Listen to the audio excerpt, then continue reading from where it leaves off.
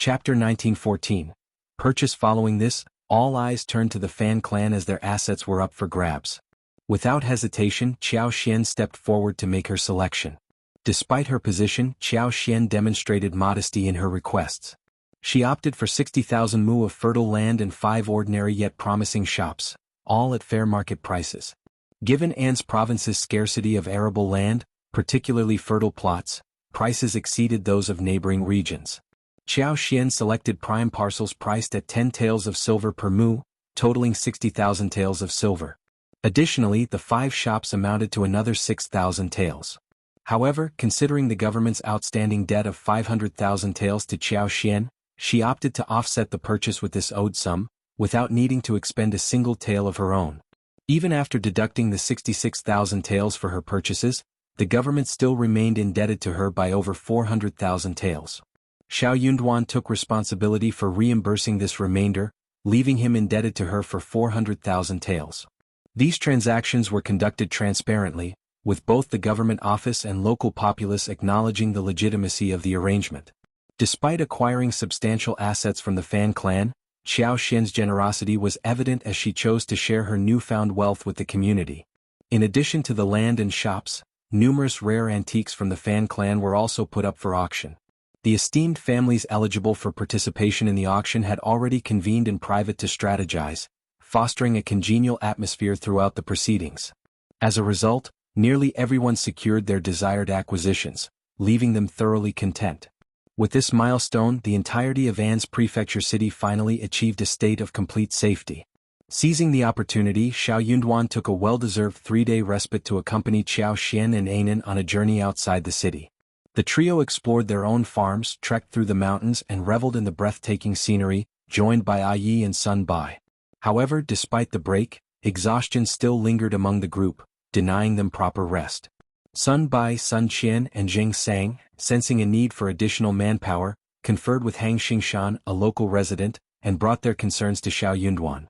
Together, they issued a notice to recruit officers meeting specific criteria, aiming to bolster their ranks by approximately 50 individuals.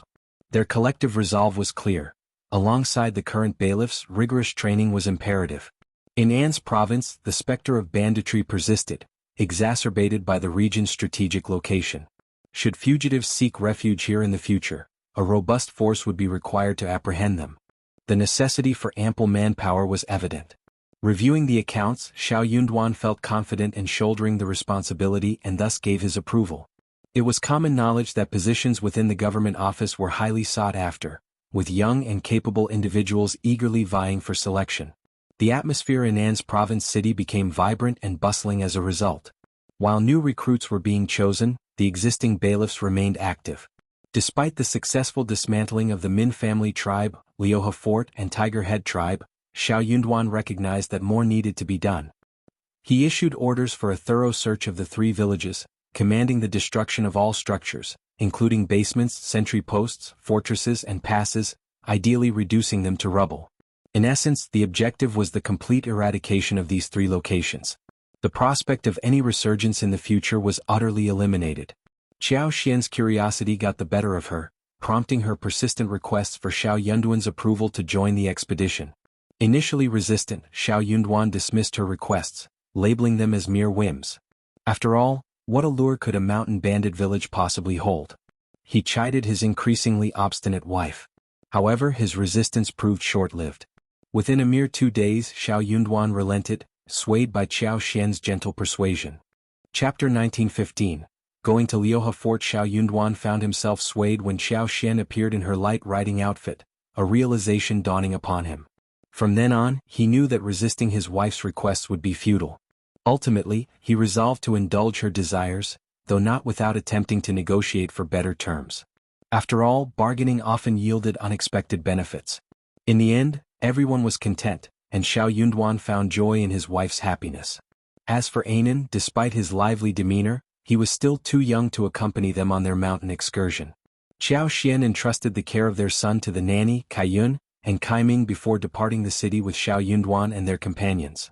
Disguised and traveling by carriage until they reached impassable terrain, the group was prepared to proceed on foot when necessary.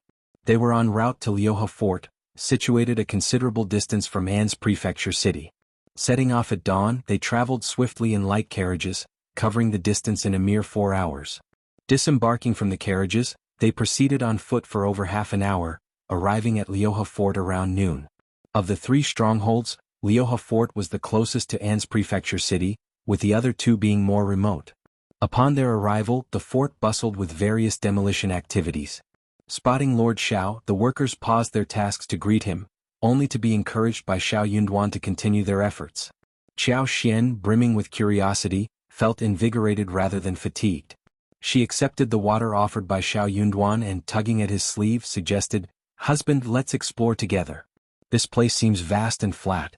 Xiao Yunduan, unable to resist his wife's enthusiasm, smiled helplessly. "Since you're so keen, let's take a stroll." Over the years, Lioha Fort had expanded significantly, occupying extensive flat terrain. Recognizing the impracticality of relying solely on mountain-foraged resources, the bandits had cultivated vegetable gardens. A valley lay at the foot of the front mountain, while a wide stream ran behind it. In the distance, a picturesque white waterfall caught their gaze. Gazing into the distance, Xiao Xian marveled at the lush green mountains and winding rivers, captivated by the picturesque scenery. What intrigued her most was the mountainous terrain, characterized by steep peaks and vast valleys at their feet.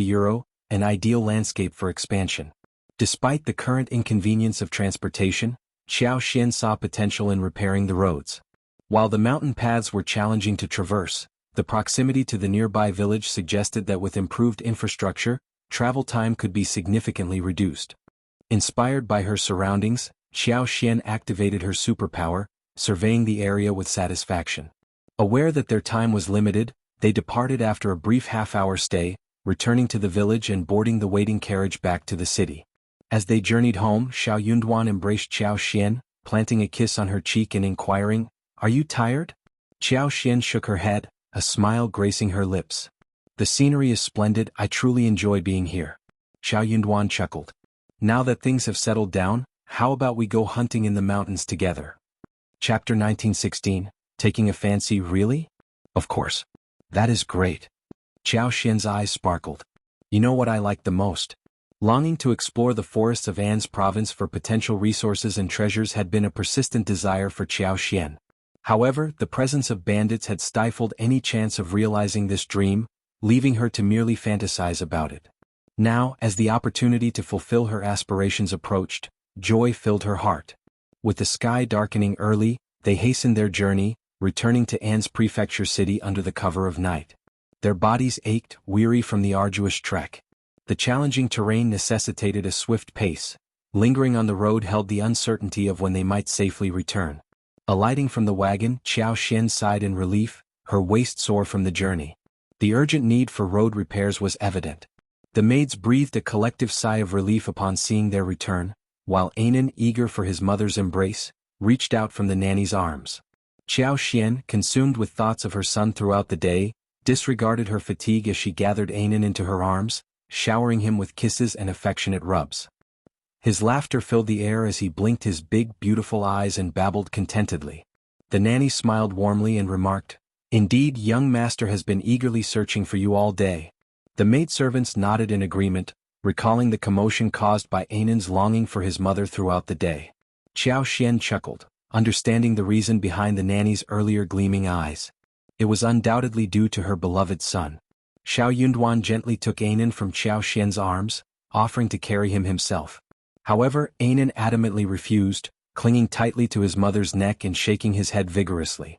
It was a scene that elicited laughter from everyone present.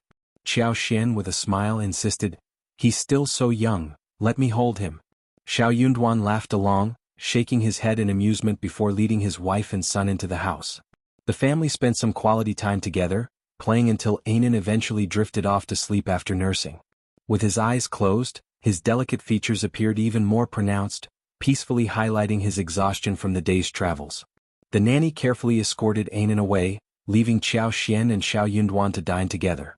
During dinner, Xiao Xian shared her plans for Lioha Fort with Xiao Yunduan. The fertile surroundings presented ample opportunities for development. She proposed constructing a villa in place of the former fort, effectively eradicating any remnants of the bandits. Reflecting on the terrain around Liuhe Fort, Xiao Yunduan smiled and nodded in agreement. If that's what you desire, then it's settled. It's better than leaving it unused. Deal? Xiao Xian exclaimed joyfully. It's an opportunity for farming and we're all free. I can hire additional help to increase our family's income. Her enthusiasm was infectious, and Xiao Yunduan couldn't help but feel a warmth in his heart. With a smile, he affirmed, "Wife, go ahead and make the arrangements."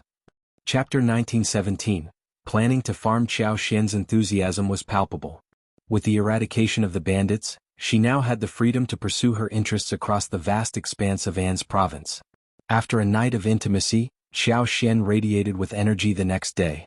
She gathered Songshi, Lu Fu, Mian and others to discuss their plans. With ample funds available for hiring labor, and with Songshi and the others possessing experience in managing wasteland, the previously neglected mountains were ready to be reclaimed. Songshi, in particular, was invigorated by the prospect of a new endeavor. Mian and Lu Fu shared in her excitement, eager to embark on this venture.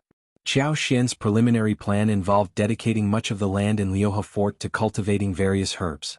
After assessing the area, she identified suitable spots for planting Gastrodia elata, false starworts, King Solomon seal, tianqi, dangue and white needle.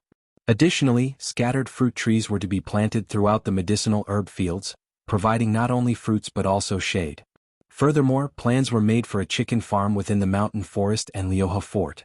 To maintain hygiene, the chicken farm would undergo a yearly rotation. 1 year for raising chickens followed by a year of rest, during which the chickens would be relocated to a different site. This rotation ensured cleanliness and minimized the risk of disease outbreaks, a particularly crucial consideration given the potential for bacteria buildup in the chicken farm over time. Fortunately, the expansive mountain provided ample space to address these concerns. During this era, dealing with a chicken plague meant witnessing the chickens succumb one by one, with no effective solution in sight. Xiao Xian acknowledged her limited knowledge on the matter but understood the necessity of maintaining cleanliness and hygiene. She knew that providing clean food and water, along with ensuring spacious and clean living quarters for the chickens, were crucial. Additionally, during hot weather she planned to use wormwood to smoke and disinfect the surroundings, while also providing herbal-infused water for the chickens to drink. Although she had heard of indigenous methods such as using cactus to prevent chicken plague, she intended to explore this further and locate cactus plants for experimentation. Adjacent to the valley, a stream provided an ideal location for raising ducks. They dug several wide ponds along the stream and created numerous ditches with twists and turns. Water plants were planted and ducks were introduced, with the area divided into sections for rotation. This ensured that the water source remained intact and allowed for adequate recovery time. If possible, he could even make a medium-sized pond to plant lotus roots and raise fish. Just thinking about it was beautiful. At Liuhe Fort, plans were underway to construct a villa, with additional villas slated for construction at the mountain's base. The decision stemmed from the challenging mountain terrain, particularly the arduous path leading to the summit. Building solely on the mountain would necessitate transporting various supplies, such as warehouses and farm tools, up and down, posing logistical challenges. Therefore, establishing villas at the mountain's foothills would streamline operations and facilitate easier access for province-wide activities. However, the foremost priority remained road repair. During their exploration, efforts would be directed towards road construction. While not optimal, a passable road would enable carriages to traverse in opposite directions, enhancing transport efficiency. In the future, relying solely on manpower for transportation would prove inefficient, necessitating the use of carriages to ferry goods into the mountains. Chapter 1918. Opening the road. Originally, there existed a path into the mountains, but certain areas featured steep slopes, rendering carriage travel inconvenient. Consequently, the route required detours and modifications. Xiao Xian's description left Songshi and the others visibly envious, eagerly anticipating exploring the promising location. Just hearing your description fills me with anticipation. It must be an extraordinary place, remarked one. Absolutely. Let's thoroughly assess it and swiftly devise a plan, chimed in another. I can already envision the beauty it will possess with Madame's guidance. Our Madame truly possesses remarkable insight. Euro with a chuckle, Xiao Xian cautioned, proceed with caution and pay attention to the finer details. This undertaking is significant, particularly regarding road construction. We must meticulously select the most suitable route. Agreeing, Songshi and the others descended to deliberate further. A week later they commenced recruitment efforts. Wasteland reclamation, house construction, and road development became the focus of their endeavors. Lu Fu, Songshi, and Yang Mu assumed leadership roles, while Mian oversaw financial matters and procurement of materials. Acquiring such a vast expanse entailed substantial expenditure.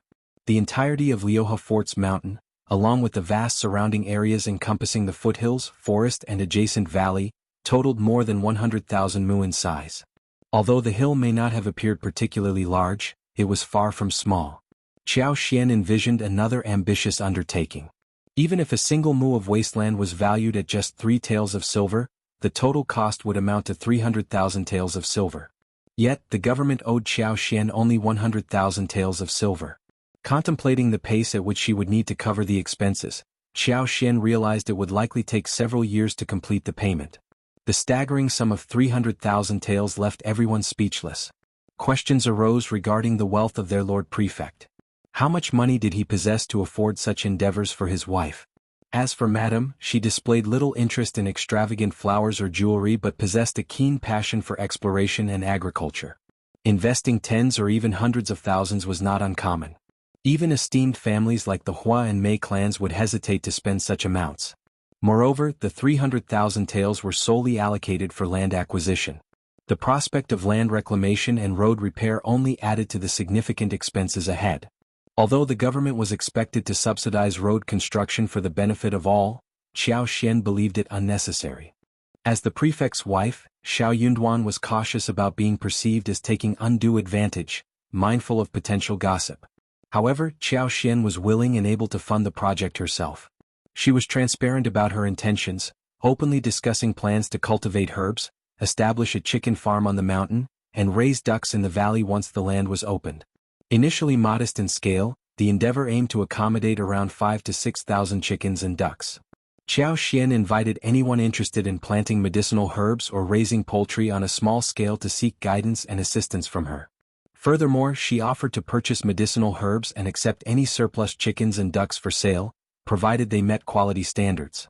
In Qiao Xian's view, pursuing agricultural endeavors such as growing herbs, mushrooms and other high-value crops offered commoners a path to prosperity superior to traditional farming. Chapter 1919. Understanding person. However, Qiao Xian made it clear that participation was entirely voluntary. Despite her position as the prefect's wife and Xiao Yunduan's status as the prefect, they refrained from coercing civilians into joining her endeavors. While she initially anticipated skepticism from many, she knew that once a few families experienced success, others would likely follow suit. With An's province secured, Xiao Yunduan sent letters to both his family and Yuezhing Xiao. Yuezhing Xiao intended to extend his congratulations but was preoccupied with year-end matters and couldn't make it. Meanwhile, Zhao Shu returned to Xiaoding village. With no elders in his family to answer to, he could stay in Xiaoding village for as long as he pleased. Though engaged to Tao Tao, staying in her house was now deemed inappropriate. Instead, arrangements were made for him to stay with the land officer's family at night.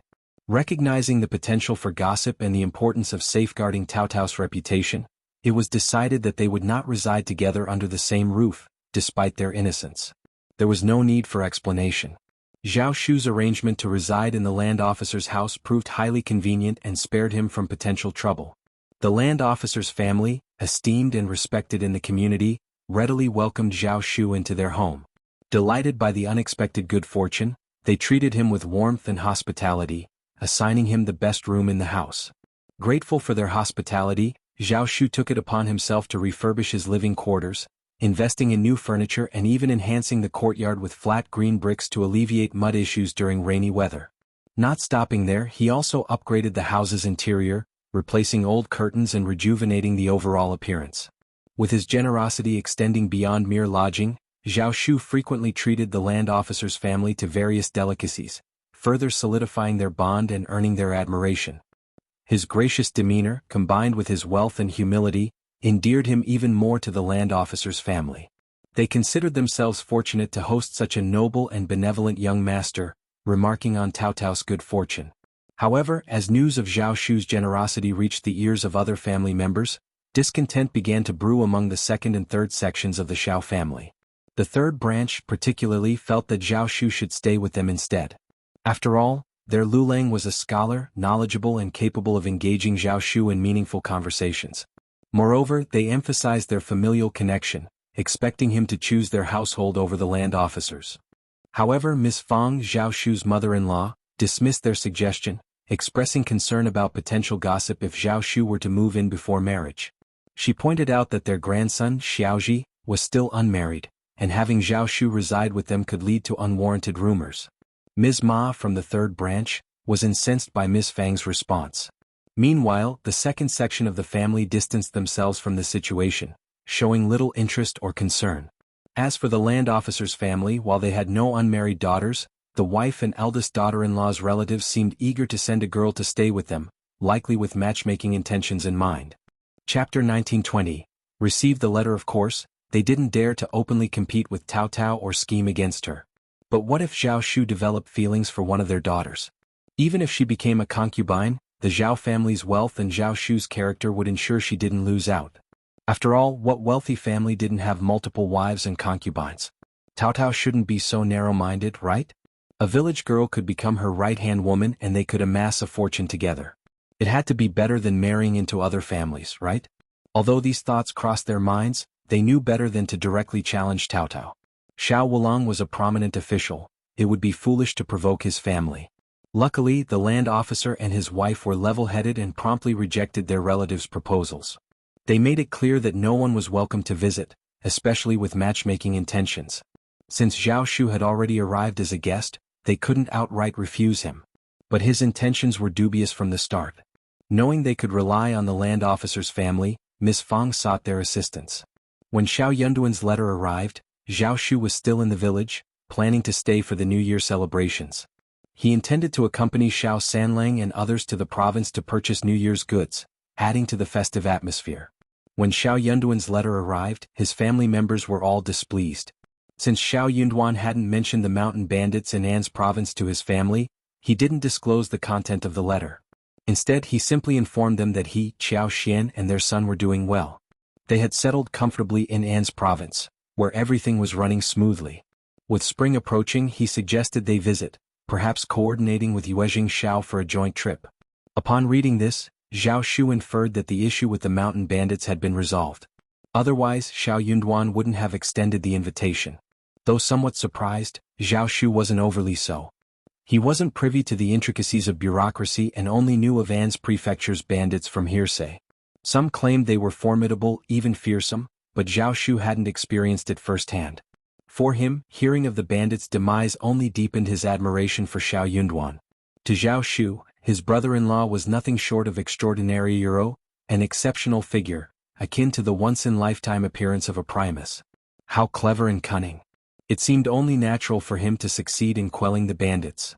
If Xiao Yunduan and Xiao Xian were aware of his thoughts, they would likely just say, "As long as you're happy." Upon hearing that their son and daughter-in-law had settled in the government and could soon visit, Miss Fang and eldest uncle were overjoyed.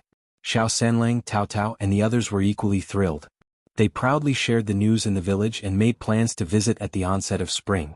With the weather turning colder, they could prepare more cured meats, sausages, dried vegetables, and the like to bring along. After all, fifth sister-in-law enjoyed these delicacies. Xiao Sanlang made it a point to visit the third branch and boast to Xiao Lulang deliberately. Xiao Lulang had warned about the bandits in An's province, claiming it wasn't safe. He even persuaded their father to urge fifth brother to resign. How deceitful. But look now, fifth brother had already invited their family to visit. If it wasn't safe, would fifth brother risk his family's safety? Chapter 1921. Wanting to go to An's province. Xiao Lulang's response puzzled Xiao Sanlang, but he paid it no mind. After all, his fifth brother was a trustworthy individual. Unbeknownst to Xiao Lulang, Xiao Yunduan had already eradicated all the bandits in the region. In ancient times, news traveled slowly, and even with interconnected regions, information dissemination was sluggish. Xiao Lulang presumed that Xiao Yunduan was merely boasting, attempting to inflate his own importance by inviting his family. He couldn't fathom the rationale behind such a decision. An's province was perilous, and if the first branch of the family ventured there only to be robbed or kidnapped by bandits, it would be too late for regrets. Vanity, he believed, was a dangerous trait. But if Xiao Yunduan insisted on such actions, then let him face the consequences, Xiao Lulang thought to himself. Although he refrained from offering advice, Xiao Lulang did voice his concerns to his parents. His third uncle and Madame Ma were both garrulous individuals, and they placed great trust in their son's judgment. Naturally, they believed his words to be true. Consequently, gossip began to circulate throughout the village, taking on various forms after undergoing deliberate or unintentional embellishment. Miss Fang became so exasperated that she resorted to scolding the couple once more. Observing this, Zhao Shu chimed in with a suggestion. These people are ignorant and spreading baseless rumors. Why don't we take a trip to An's province ourselves and return safely? The journey isn't far and we can travel leisurely. It shouldn't take more than half a month round trip. What do you say? Fifth brother and fifth sister-in-law must miss us very much too. If we go now, we can give them a surprise. Zhao Shu's suggestion resonated deeply with the first branch of the Xiao family. Xiao Sanlang, in particular, had frequented the provincial city numerous times over the past 2 years due to his involvement in various industries. His interactions with outsiders had broadened his horizons, leaving him eager to explore An's province. After all, it was where his brother held an official position. Enthusiastically, he embraced Zhao Shu's idea and expressed his wholehearted agreement. Cao Cao shared his sentiment. She longed to reunite with her fifth brother and fifth sister-in-law. Miss Fang harbored a similar desire, yearning to meet her grandson whom she had never seen before. Despite her numerous children and grandchildren, there was a special place in her heart for her son's offspring. However, given the time of year, Miss Fang was hesitant to embark on such a lengthy journey. She decided to postpone her travels until later, planning to extend her stay in An's province for a few more days before returning in December. With the year drawing to a close, the bustling atmosphere at home was further heightened by the arrival of numerous New Year's gifts and well-wishers. As preparations for the upcoming festivities commenced, there was much to be done. In the absence of Qiao Xian, who was adept at managing such affairs, Miss Su proved ill-suited for the task, and Yang Xiani's naivety and love for food only exacerbated the situation.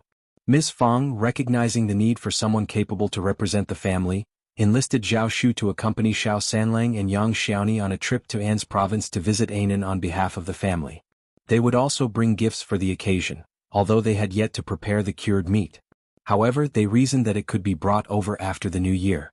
Xiao Sanlang and Yang Xiaoni were elated at the prospect of the journey, anticipating the culinary delights that awaited them in An's province.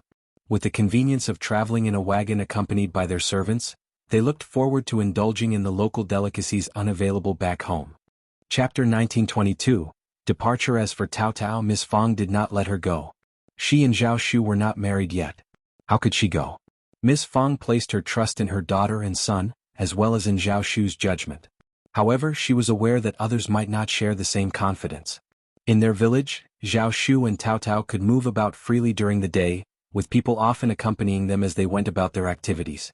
Occasionally they would steal moments alone together, but as long as they were discreet, it went unnoticed. Their engagement provided a level of social acceptance for their interactions. However, venturing far from home presented a different scenario. It was natural for others to question the innocence of their relationship. Despite their engagement, any perceived impropriety could tarnish Cao Cao's reputation, with potential consequences for her social standing and marital prospects. Miss Fang delicately conveyed her concerns to Cao Cao, who blushed with embarrassment and apprehension. She understood the implications and felt ashamed of the potential repercussions. Thankfully, Cao Cao had a wise and understanding mother who helped her navigate this delicate situation without causing any undue trouble. Without the guidance and influence of a wise and caring mother like Miss Fang, Cao Cao might struggle to navigate such delicate situations successfully. This was precisely why affluent families were often hesitant to marry off concubines' daughters. Few legitimate wives could impart the same level of guidance and care to their concubines' daughters as they did to their biological children. As for the concubine's daughter, her upbringing and demeanor were often subject to speculation. While it was possible for a concubine's daughter to possess admirable qualities, the likelihood was slim. Zhao Shu couldn't help but feel frustrated after Miss Fang's subtle reminder. It seemed like they were inadvertently causing themselves trouble. But then he realized that accommodating his mother-in-law's wishes might ultimately benefit them in the long run. Besides, he could use this opportunity to show his affection for Cao Cao. So he discreetly asked Cao Cao what she desired. He planned to bring it back for her, along with a heartfelt confession about his reluctance to be apart from her. With their preparations in order, Xiao Sanlang, Zhao Shu and Cao Cao embarked on their journey to An's, laden with a plethora of local delicacies and specialties. The three of them were young and strong, so they did not need to deliberately slow down on the way. They arrived at Yuzhong Province City that day and stayed for a night. The next morning they set off from Yuzhong Province City. On the fourth day at about 4 in the afternoon they entered An's. As Xiao Sanlang, Yang Xiaoni and their entourage entered An's province, they couldn't help but marvel at its size, dwarfing their hometown of Heshan County. Despite the sparse population, they couldn't shake off their sense of awe. This was where their fifth brother wielded authority as an official, and every corner seemed to reflect his competence and prowess. They couldn't help but feel a surge of pride in his accomplishments. Meanwhile, back at home, Qiao Xian and Xiao Yunduan were immersed in a discussion about hot pot. Qiao Xian instructed Li Xia and Li Qiu to prepare an array of dishes for dinner, taking advantage of the abundance of mushrooms available in the mountains of An's province during this season. With plans to cook a sumptuous hot pot featuring a rich chicken and abalone broth, they also intended to incorporate various types of mushrooms for added flavor. Additionally, they planned to serve thinly sliced mutton, shrimp balls, fish balls, and fresh vegetables to complement the meal. As Qiao Xian and Xiao Yunduan enjoyed their hot pot feast, the east yard buzzed with activity, as Li Xia and the others prepared their own hot pot spread, ensuring a lively atmosphere for all. Chapter 1923. Family meets. The chicken and abalone soup had been prepared, and various dishes were in the process of being readied. Just then Zhao Shu, Xiao Sanlang, Yang Xiaoni and the others arrived. Ever since Zhao Shu got engaged to Tao Tao, he couldn't contain his excitement to announce to the world that he was soon to be the brother-in-law of the Lord of the Prefect. Additionally, being both generous and handsome, Zhao Shu knew he would be warmly received wherever he went. Upon Zhao Shu's arrival he was filled with joy. With a radiant smile, he eagerly ushered them in and promptly dispatched someone to inform the Lord and Lady of the Prefect. The message arrived so swiftly that Zhao Shu didn't even have the chance to inform them of Xiao Sanlang and Yang Xiaoni's presence. However, Xiao Sanlang and Yang Xiaoni paid no heed to the oversight. In fact, they planned to surprise Qiao Xian and Xiao Yunduan themselves. And indeed, when Qiao Xian and Xiao Yunduan caught sight of Xiao Sanlang and Yang Xiaoni entering with Zhao Shu, they were both taken aback. Fifth brother. Fifth sister-in-law. Fifth brother, fifth sister-in-law. They ran towards Qiao Xian and Xiao Yunduan happily. Only then did Qiao Xian and Xiao Yunduan snap out of their daze. It wasn't a dream, their family was truly here. Third brother. Third sister-in-law. Ah, finally we get to see you both. This is wonderful. Fifth brother has truly become an esteemed official. He's transformed. Just look at him, so commanding. He outshines even the county magistrate of our Heshan County, ha ha. And fifth sister-in-law, you're more beautiful than ever. And this must be Anan, isn't she? Such a handsome lad. Come, let me give you a hug.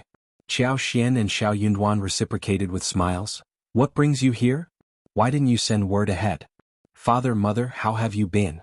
How are things back home? Where's Tao Tao? What's she up to these days? How's the village school? Are the children learning well? How's Junyan? How are our businesses faring? Is everything all right at home? Some asked questions, some provided answers, and some remained silent. Laughter and conversation filled the air until gradually quieting down. Seizing the moment, Zhao Shu interjected with a smile. Third brother, third sister-in-law, we're here now.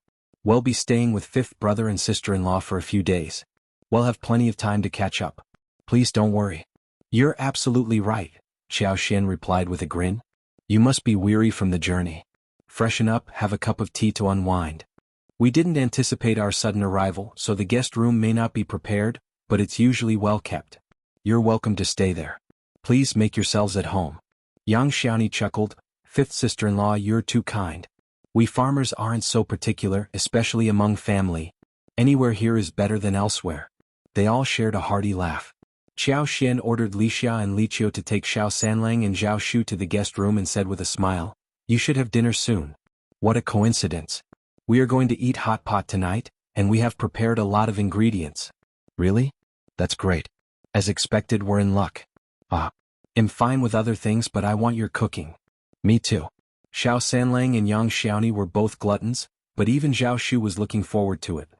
Chapter 1924. Reunion. Fifth sister-in-law's culinary skills were unparalleled.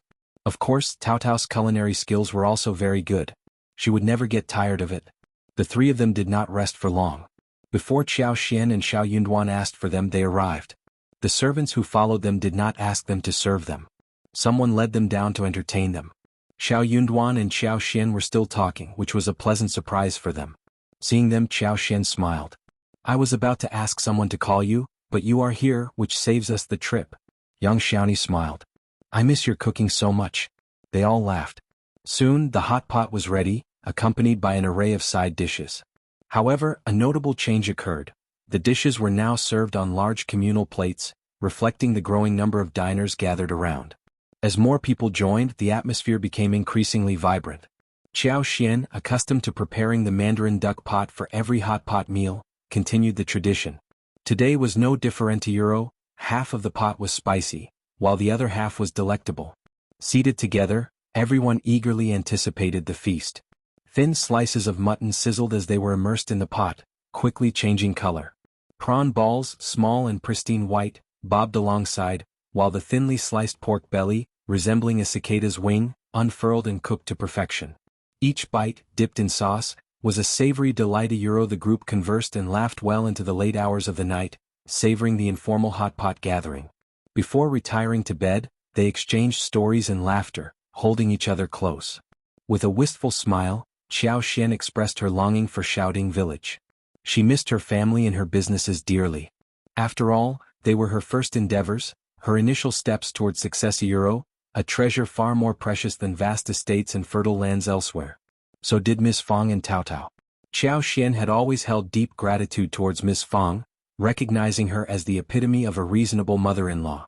In contrast, the mere thought of Ms. Niu or Ms. Ma evoked a sense of disgust within her. Ms. Fang stood out for her lack of concern over Xiao Xian's dowry or any pressure to secure a concubine for her son. Despite facing ridicule from villagers for purchasing barren lands, including the rocky expanse behind her own property, Ms. Fang remained unfazed. While others like Ms. Niu and Ms. Ma mocked her behind her back, Xiao Xian's mother-in-law stood by her side, unwavering in her support. Every detail remained etched in Xiao Xian's memory. In an era where women could assert independence and claim equal status, Ms. Fang embodied resilience and determination, pursuing her interests with unwavering resolve. Despite her strong will and eventual triumphs, Xiao Xian couldn't help but acknowledge the toll such battles took, leaving one exhausted and overwhelmed. Without her family's support, navigating the complexities of divorce would have been daunting. Even if achieved, establishing oneself as a woman in this era presented formidable challenges. Thankfully, such trials never materialized. Despite occasional annoyance from father-in-law, Xiao Xian found solace in her mother-in-law's calming presence, choosing to overlook any minor grievances. Overall, she counted herself fortunate. Wrapped in her husband's embrace, Xiao Yunduan couldn't help but reminisce. Since departing for his post in the capital, 3 years had passed without a return home. Although now in proximity, his obligations as an imperial court official tethered him to his duties, allowing little leeway for personal matters. Chapter 1925. Missing. Luckily, they were within reach, making it convenient for them to visit. If his wife wished to return home, the journey would be easily manageable. Xiao Yunduan grinned. Just wait a bit, Tao Tao's wedding is set for next spring. You'll have the perfect opportunity to return then. With the pleasant spring weather, you could extend your stay here a few more days. Xiao Xian shared the sentiment, readily agreeing with a smile. She anticipated exploring the flower fields, the Zhang family's tea mountains and the alfalfa fields, planning to apply her special expertise to enhance their growth. Surely the tea mountains would be thriving like dense forests by now? Yet, Xiao Xian's concerns gravitated toward Tao Tao's family. She exchanged a glance with Xiao Yunduan before jesting. Is young Master Zhao going to petition our lord for the wedding date? Should we expect any challenges from you? Xiao Yunduan erupted into laughter. When have I ever made things difficult for him? I simply reminded him not to mistreat Tao Tao. Xiao Xian found his response amusing. I believe young Master Zhao is an honorable man. Don't fret, dear. Tao Tao is both capable and sensible, capable of leading a fulfilling life, even if they relocate to the south. Xiao Yunduan smiled warmly, his eyes filled with affection. You've been a wonderful influence on her, even better than me as her brother. Xiao Xian returned the smile. Tao Tao is truly endearing and I've grown quite fond of her. Xiao Yunduan tightened his embrace, his laughter soft and intimate as he whispered into her ear, well, my dear, you're quite adorable yourself and am rather fond of you too. Blushing, Xiao Xian playfully attempted to push him away. Stop it. Xiao Yunduan chuckled, lowering his head to capture her lips in a kiss, unable to resist the temptation. Xiao Xian's breath grew ragged as she covered his lips with her hands, pleading, "No, please, I'm going out with third sister-in-law tomorrow, don't leave me unable to move." Xiao Yunduan paused, gently biting her lip. "I'll keep that in mind and I'll make it up to you next time." But perhaps their privacy wasn't entirely a good thing. Xiao Xian didn't respond, feeling no obligation to do so. What did he mean by making it up to her? Xiao Yunduan wasn't ready to give up easily. His lingering frustration simmered as they found solace in each other's embrace, eventually drifting off to sleep. The next morning after breakfast, Xiao Yunduan attended to matters at the front briefly, ensuring everything was in order before returning to his office to confer with Xiao Sanlang and Zhao Shu. Zhao Shu was considered a member of the family, and there was no reason to avoid him in matters concerning kinship. Therefore, Xiao Yunduan didn't shy away from interacting with Zhao Shu. What truly touched Zhao Shu was a sense of pride. His fifth brother had finally embraced him wholeheartedly. Meanwhile, Yang Xiaoni accompanied Xiao Xian. During their time together, Yang Xiaoni shared village gossip with Xiao Xian. Little Anan, nearing 4 months old, captivated everyone with her adorable demeanor. Her large, expressive eyes possessed a captivating innocence that could melt hearts. Despite being a mother herself, Yang Xiaoni couldn't resist holding and playing with her. Anan showed no reluctance toward Xiao Xian, readily allowing her to carry her. Later that afternoon, Xiao Xian and Yang Xiaoni ventured out for some shopping. An's province boasted a plethora of local specialties, and the two women indulged in purchasing various items along their journey. Their haul included an assortment of snacks and mountain delicacies, with Yang Xiaoni particularly enthusiastic in her praise as she sampled the regional treats. Observing the lively bustle of the city, Yang Xiaoni couldn't help but admire her fifth brother for his commendable performance as an officer. Chapter 1926. Calculation. Xiao Xian found it amusing. She simply listened to Yang Xiaoni's chatter, appreciating the company of her lively and cheerful friend. Yang Xiaoni's buoyant personality ensured that boredom was never a concern. Their dinner plans featured roasted whole lamb, a dish Xiao Xian had arranged for the previous day. The lamb, seasoned with various spices, roasted over the intense heat of fruit charcoal, filled the air with tantalizing aromas. As the sharp knife sliced through the crispy skin, the aroma of the succulent meat mingled with the hot air, enticing Xiao Xian's appetite. Each piece, expertly carved, boasted crispy skin and tender meat. The combination of textures and fragrances made it impossible to resist indulging further. Conversation turned nostalgic as everyone reminisced about the times when Xiao Xian and Xiao Yunduan used to cook together at home, their mutual longing evident. While Xiao Xian typically oversaw such gatherings, her absence made organizing such an event challenging. Despite the family's financial stability and Miss Fang's generosity in providing meat for every meal euro, ranging from chicken, duck and goose to pork, mutton, fish and shrimp euro, she seldom arranged for whole lamb, barbecue or hot pot. After all, maintaining a simple, hassle-free lifestyle was preferable. Only Xiao Xian would be bothered by this. The following day, Xiao Xian and Xiao Yunduan guided their guests to view the properties they had acquired in the area. Liuhe Fort remained too distant, and their professional commitments prevented a visit there. Upon returning from the mountains, both Yang Xiaoni and Xiao Sanlang were visibly impressed, a sentiment shared by Zhao Shu. Fifth brother and fifth sister-in-law's capabilities were truly remarkable. They possessed a knack for transforming barren landscapes into enchanting marvels. Contemplating the success of the flower fields and perfume workshop they had developed together, Zhao Shu felt inspired to consider purchasing wasteland in An's province for reclamation and cultivation. He pledged to follow in their footsteps, confident he wouldn't fall short. After spending 8 days in An's province, the group faced the encroaching chill of mid-November. With the new year approaching, they reluctantly bid their farewells, unable to prolong their stay any further. Yang Xiaoni couldn't bear to part with Anan, expressing regret that her mother hadn't witnessed her adorable and well-behaved grandchild. It was evident that Yang Xiaoni cherished Anan deeply. Observing Yang Xiaoni's affection, Xiao Xian couldn't help but feel pleased.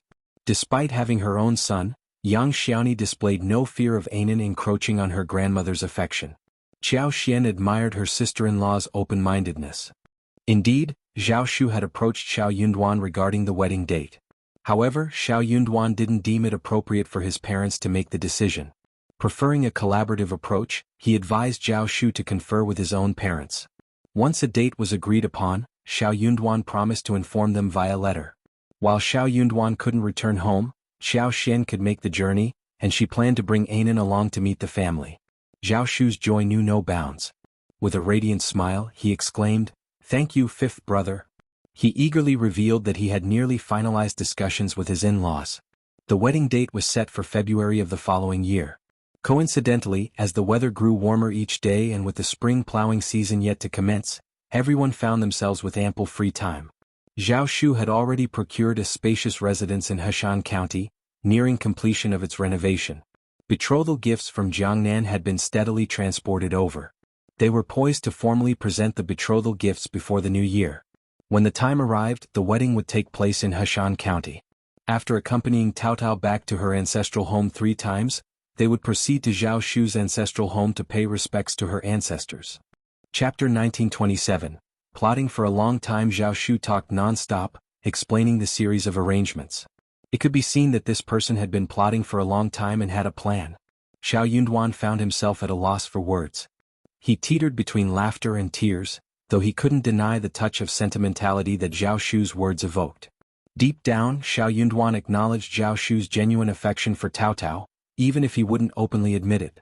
Xiao Yunduan's lack of objection to Zhao Shu's plans signified his tacit approval.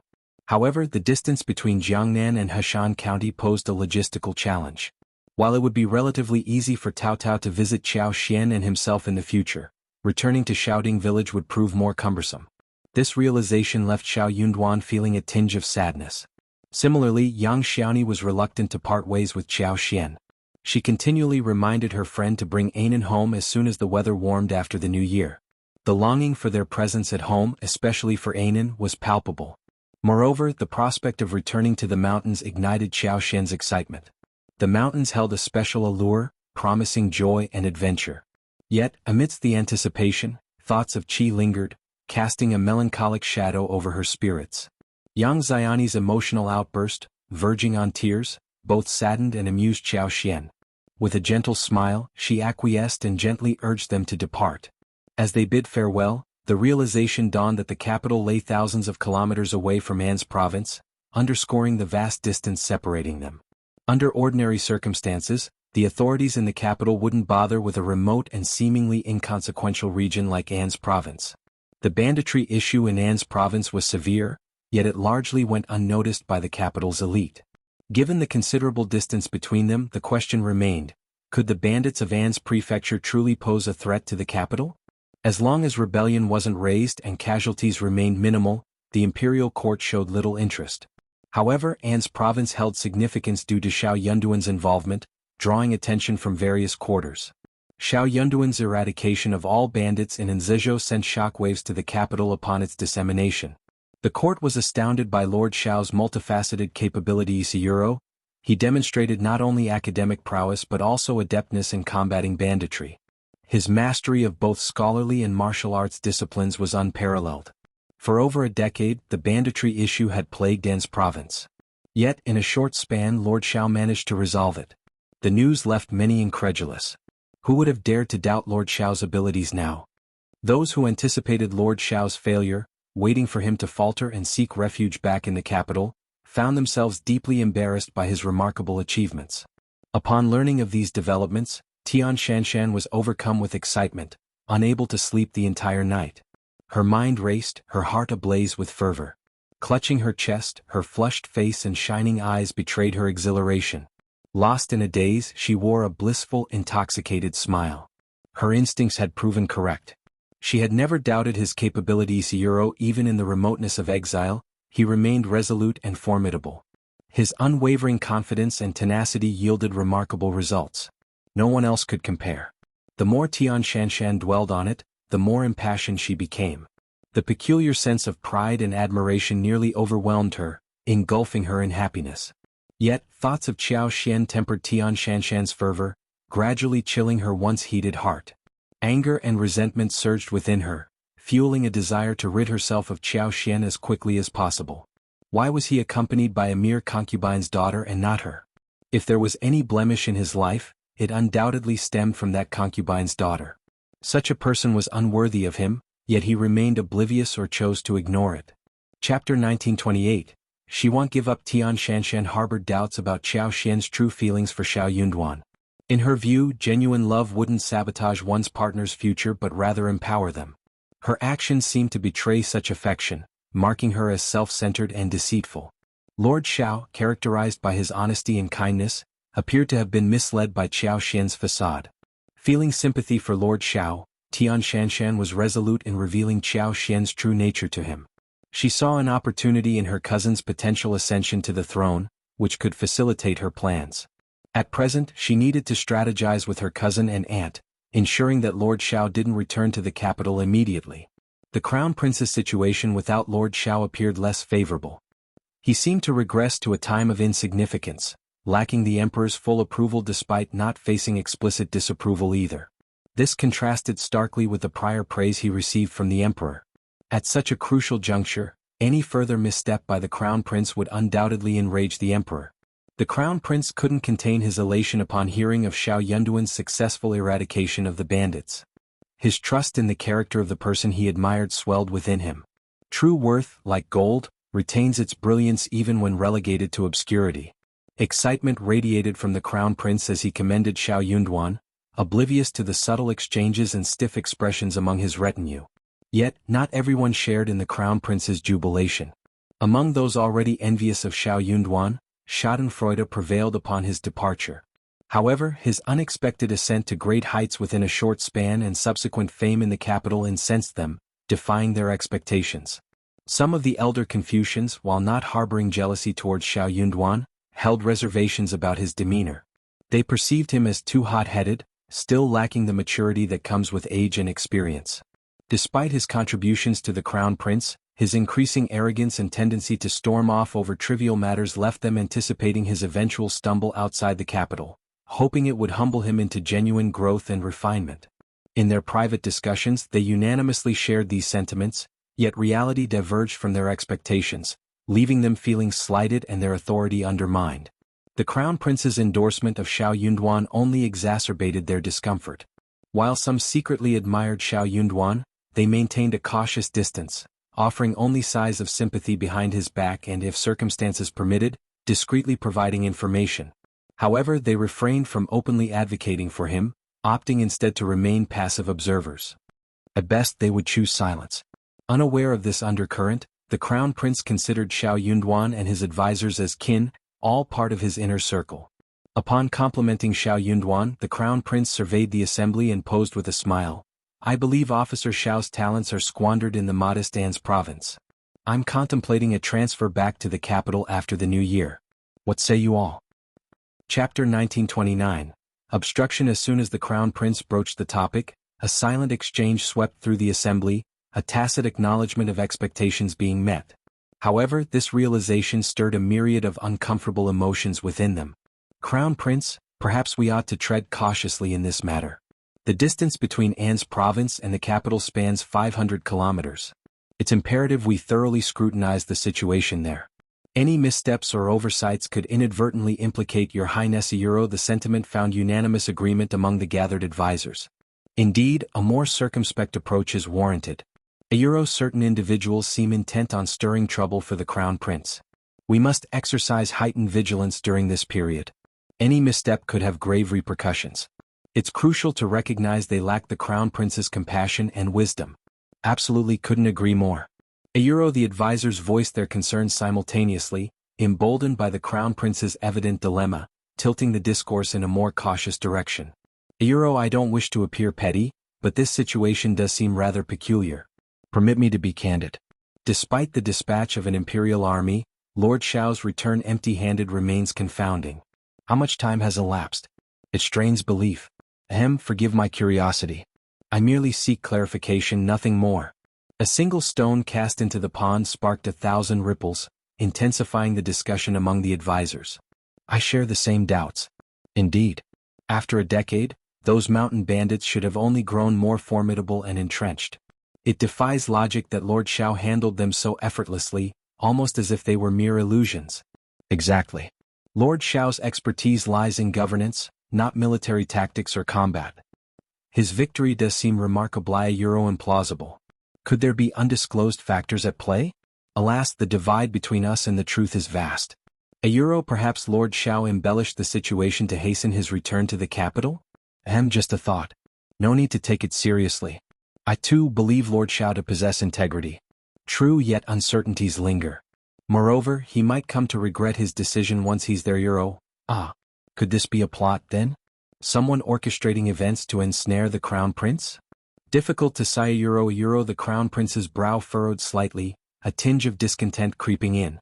He maintained faith in Xiao Yunduan's character, confident he wouldn't allow misleading information to reach the capital. Nonetheless, the remarks swirling around him unsettled his conviction. But what if? Furthermore, there was the looming question of who orchestrated the supposed trap, knowing of his desire to recall Xiao Yunduan. If he exploited this opportunity to summon him back, what if the accolades were unfounded or complications arose? The blame would ultimately fall on him, and his adversaries wouldn't relent so easily. Although the advisor's words were a little sharp and unpleasant, what they said was not completely unreasonable. More importantly, they were all thinking for him. He had to accept this kind gesture. Forget it, let's think about this matter carefully. Go back and ask more about it. Sigh. Crown Prince sighed, feeling rather regretful. Chapter 1930. No opinion. Sending someone to An's province to clarify matters seemed like the logical solution for the Crown Prince. However, such a move was fraught with risk. It was a taboo for princes to personally involve themselves in contacting local officials or meddling in regional affairs. Discovery of such clandestine actions could spell trouble. Nevertheless, this didn't imply a lack of surveillance. The princes maintained a network of spies, but An's province posed a unique challenge. Xiao Yunduan's prominence there had drawn considerable attention, with even the princes awaiting the Crown Prince's response, anticipating any investigative measures. The Crown Prince couldn't assure the stealth of his covert operatives amidst the watchful eyes covertly observing the province. Upon the Crown Prince's decision, his advisors breathed a collective sigh of relief, lauding his astuteness. Crown Princes held a distinct position from other princes. With careful governance and avoidance of missteps, their status remained steadfast. Their primary concern was ensuring the Crown Prince's stability, thwarting any opportunity for rival princes to undermine him. Amidst the turmoil, the Crown Prince clung to the belief that perseverance would eventually yield clarity and success. Indeed, many of his advisors harbored reservations about Xiao Yunduan's methods, perceiving them as needlessly provocative. The Crown Prince, akin to precious porcelain, stood in stark contrast to the clay pots represented by rival princes. Engaging in direct confrontation would only disadvantage him. Why bother? They reasoned. Through patience and magnanimity, he could cultivate a reputation of benevolence and generosity. Yet, some envious advisors feared the Crown Prince might rescind his decision, engaging in clandestine discussions to sway him. Even the princess consort, privy to the machinations of court gossip, urged caution. She lamented the derogatory remarks circulating about the Crown Prince's reliance on Lord Xiao's achievements and the perceived need to entreat his return before confirmation from An's province. Her indignation was palpable. How dare they? Since when does the Crown Prince need to supplicate a courtier? I find their words intolerably. Upon hearing her report, the Crown Prince's discomfort was evident, his cheeks flushing with embarrassment. Though he could deceive others, he couldn't deceive himself. Regret gnawed at him for letting Xiao Yunduan slip away. Indeed, it was undeniable that there were no notable accomplishments or commendable deeds to earn his father's praise. Occasionally, the Crown Prince found himself pondering the hypothetical scenario where Xiao Yunduan remained by his side. The conclusion was invariably bleak. Had Xiao Yunduan not departed, circumstances would have unfolded differently. Such musings remained confined within the Crown Prince's heart. He would never vocalize them. Yet, the rumor echoing his inner turmoil struck a raw nerve, fueling his anger and frustration. Consequently, summoning Xiao Yunduan back to the capital was out of the question. To do so would inadvertently validate the rumors circulating about his reliance on Xiao Yunduan. Observing the Crown Prince's inaction, the fourth prince, initially prepared for resistance, found his hopes unexpectedly realized. The province would be spared from further upheaval. However, this perceived acquiescence only served to deepen their disdain for the Crown Prince. They deemed him lacking in courage and conviction. How could someone so indecisive and timid be fit to lead the realm? Even the emperor, anticipating a different course of action, was taken aback by the Crown Prince's passivity, expecting him to request Xiao Yunduan's return to the capital. Chapter 1931. Crown Prince's awkwardness. Unexpectedly, despite ample opportunities, the Crown Prince remained silent on the matter. Emperor Xian shook his head in bewilderment, unable to fathom the Crown Prince's motives. Ultimately, he decided not to interfere, If the crown prince had no inclination to act, so be it. After all, the court boasted many talents, rendering Xiao Yunduan's return inconsequential in Emperor Xian's eyes. As a mere courtier, Xiao Yunduan could continue his service outside the capital for a while longer. While the crown prince stayed mum, the fourth prince seized the opportunity to advocate for Xiao Yunduan's recognition as the prefect of An's province, triggering an instantaneous reaction akin to dropping a drop of water into a pot of boiling oil. Courtiers instinctively turned their gaze towards the crown prince. Even Emperor Xian cast a sidelong glance in his direction. The crown prince's body tensed, his cheeks flushing with heat. Only through sheer self-discipline and inner fortitude did he manage to suppress his embarrassment. How could it not be awkward? Xiao Yunduan's unwavering loyalty and service to him were common knowledge throughout the court. Xiao Yunduan's significant contribution to combating the bandits was brought to attention by the fourth Prince Yuro, a move that felt like a direct affront to the crown prince.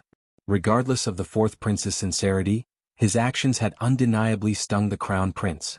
Suppressing his simmering anger, the crown prince forced a smile. Indeed, fourth brother is correct. Lord Xiao's efforts have been invaluable in quelling the turmoil. He truly deserves recognition. Absolutely, the fourth prince chimed in, radiating satisfaction. Father, Lord Xiao's achievements at such a young age demonstrate his exceptional talent.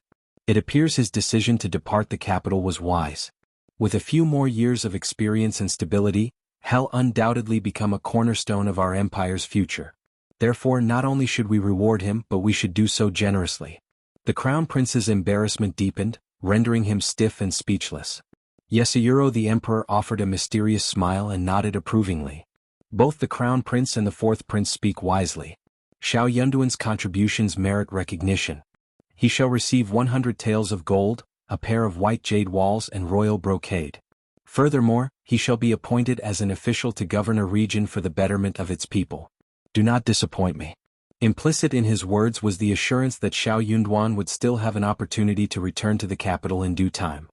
With the emperor's endorsement, it seemed inevitable that Xiao Yunduan would achieve remarkable success upon his return to the capital. The fourth prince, acknowledging the emperor's wisdom, offered his respectful acquiescence, followed by the crown prince echoing the sentiment. After the court adjourned, officials from the Ministry of Personnel and the Ministry of Political Affairs busied themselves drafting the decree, assembling rewards, and deliberating over who would be dispatched to An's province to deliver the decree. Returning to the crown prince's residence, the crown prince could no longer contain his frustration. The fourth prince's actions were despicable. The visceral disgust lingered within him, no longer needing suppression in private.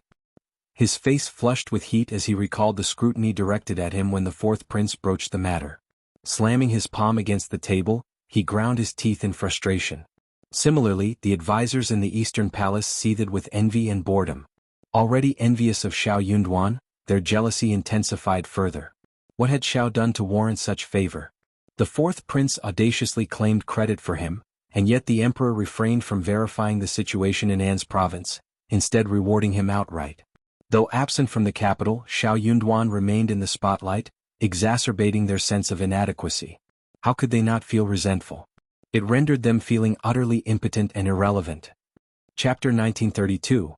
I don't believe it, but I have suspicions. As discussions surrounding Xiao Yunduan proliferated within the crown prince's vicinity, suspicion began to gnaw at him.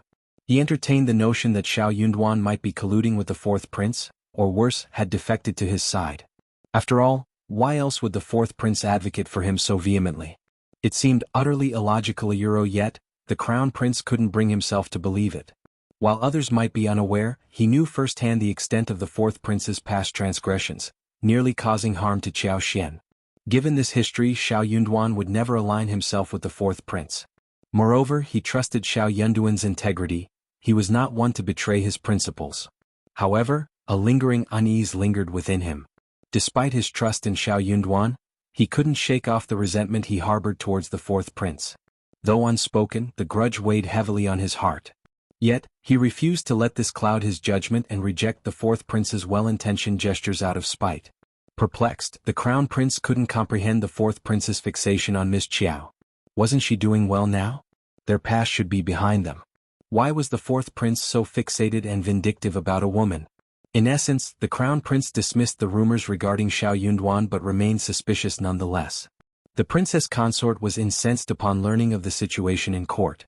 Addressing the crown prince, she vented her frustrations, questioning Xiao Yunduan's motives and expressing disbelief at the fourth prince's advocacy for him.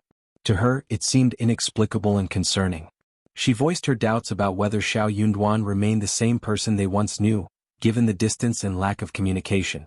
She urged the crown prince not to dwell on Xiao Yunduan's actions, dismissing him as unworthy of the crown prince's generosity. Merely a minister, she reasoned, he had no right to throw tantrums in the crown prince's presence.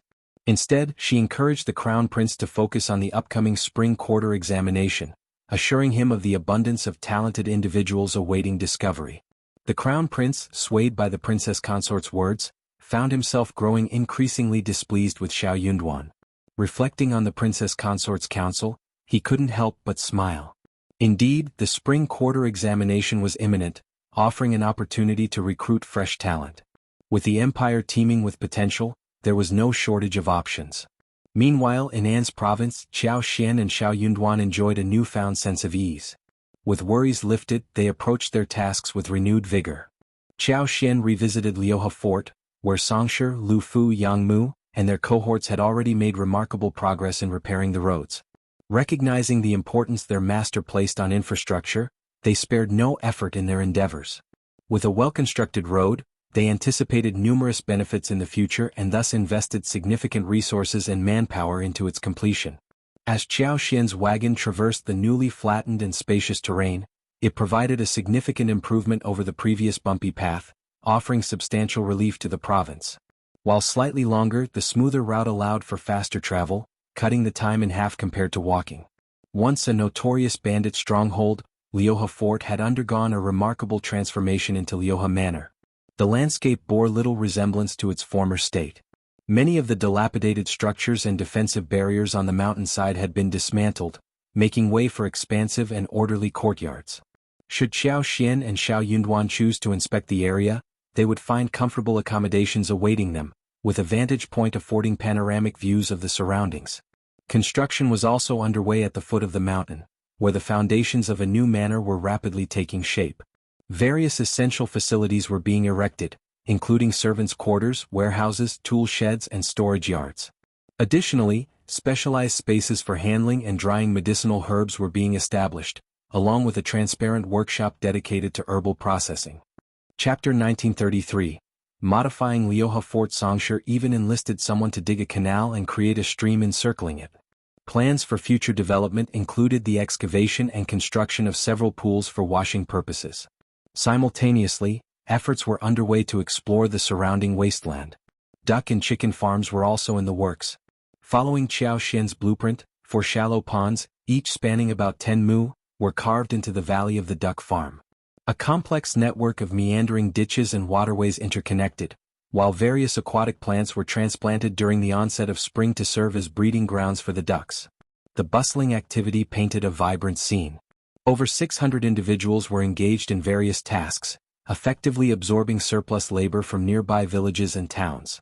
Songshi, Lu Fu, and Yang Mu tirelessly oversaw operations day in and day out.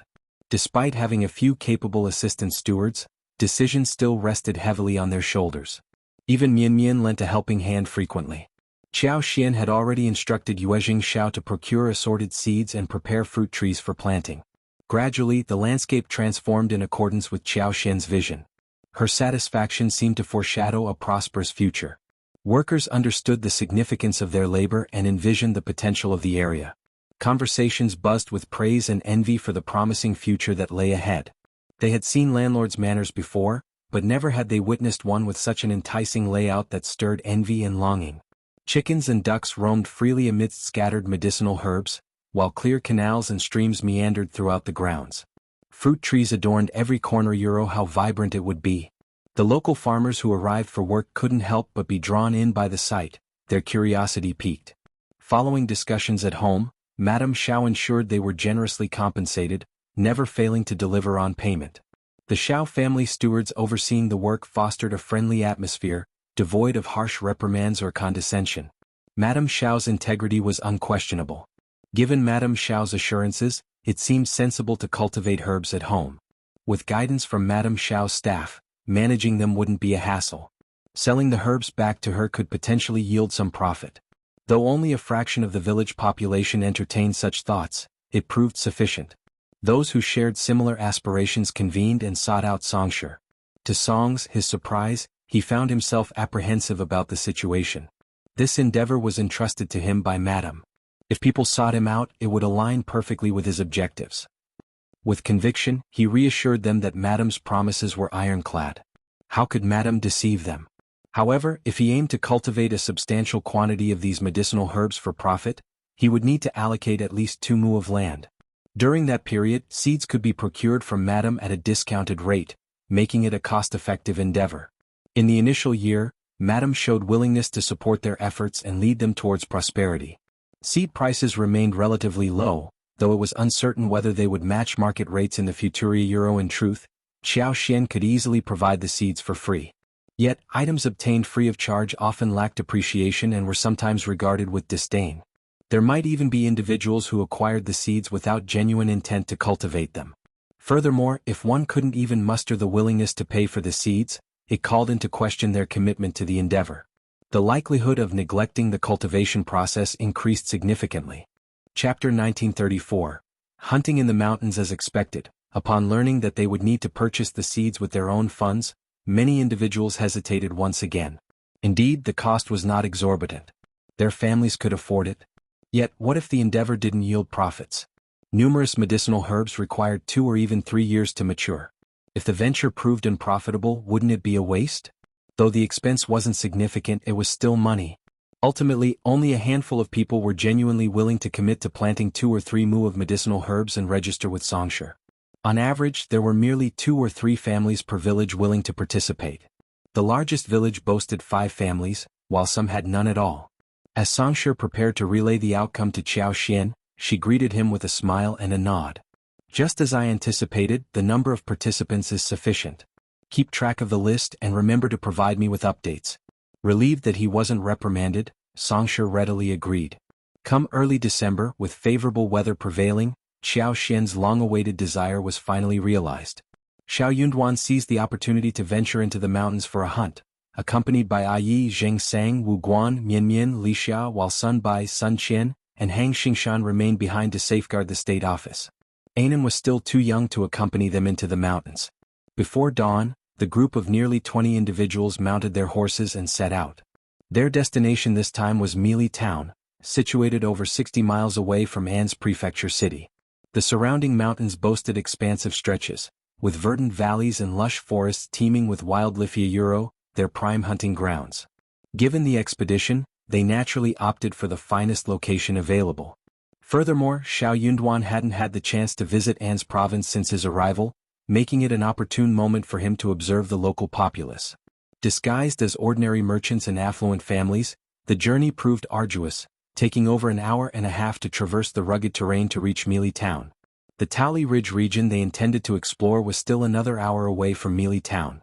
After indulging in breakfast at Meili Town, they pressed onward. Before venturing into Taoli Ridge, they left the carriage and horses at the land officer's residence in the nearest village, opting to spend the night there. Half a day had elapsed by this point, rendering it impractical to delve into the mountains.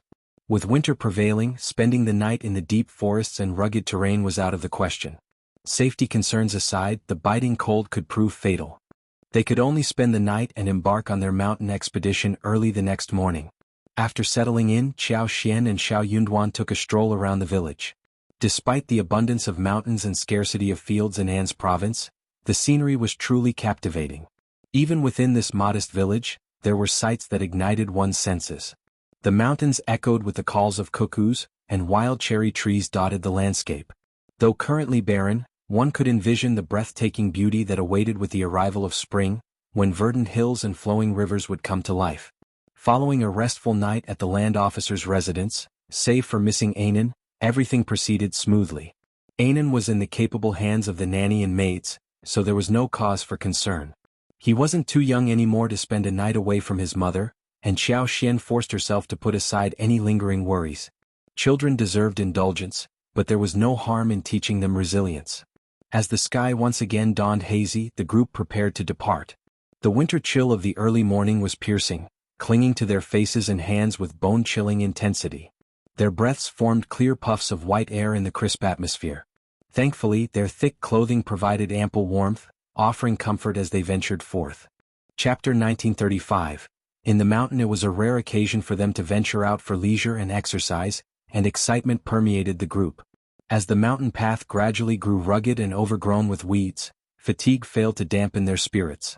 In the depths of the winter mountains, the stark and desolate scenery instilled a profound sense of chill and solemnity. As the sky brightened, a wet white fog gently cascaded along the mountain ridges with the morning breeze, creating an ethereal veil. The emerald hues of the mountains enveloped by this mist exuded a serene beauty reminiscent of paradise. Despite the winter season, the intermediate mountains resonated with the melodious chirping of numerous birds. Their cheerful tunes reverberated through the ancient forest, infusing the travelers with renewed vitality and dispelling fatigue. Anne's province seldom experienced snow, save for occasional moderate falls every few years. However, deep within the mountains, those braving the cold could behold the enchanting spectacle of rime-covered trees rivaling the allure of snow-dusted landscapes, a true crystalline wonderland of unparalleled clarity. Although it was only the 12th lunar month and not yet cold enough to witness the breathtaking rime, there was no need to fret. They could still marvel at it from the lofty peaks near Lioha Manor when the time came. Today their purpose was clear. They had come for the hunt. At that moment, the sun had just risen, casting a gentle morning glow upon the landscape. It was around 9 in the morning. Zheng Sang, Yi Lu Fu, and the others surveyed the terrain and unanimously agreed that it was promising. With its rugged terrain and towering ancient trees, it held great potential for a successful hunt. With ample time at their disposal, there was no need for haste. They settled in a spot and indulged in the dry provisions they had brought along.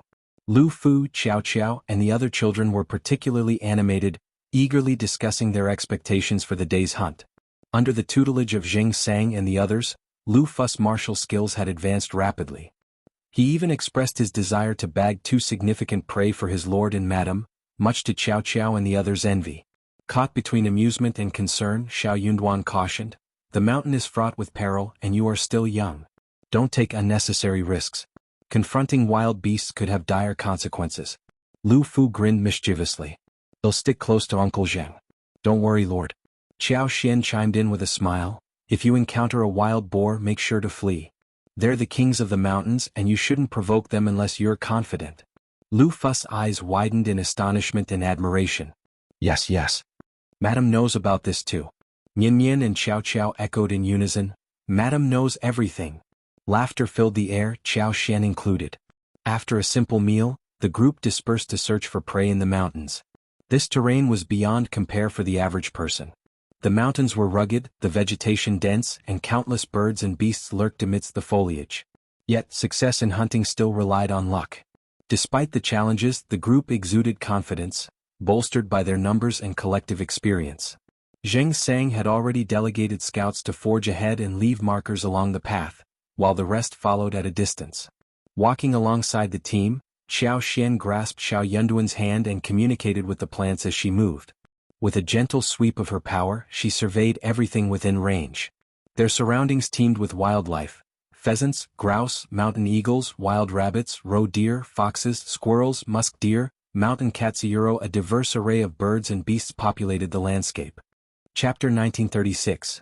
Chasing prey. Qiao Xian's keen eyesight caught sight of a massive wild boar, its thick fur resembling that of a calf.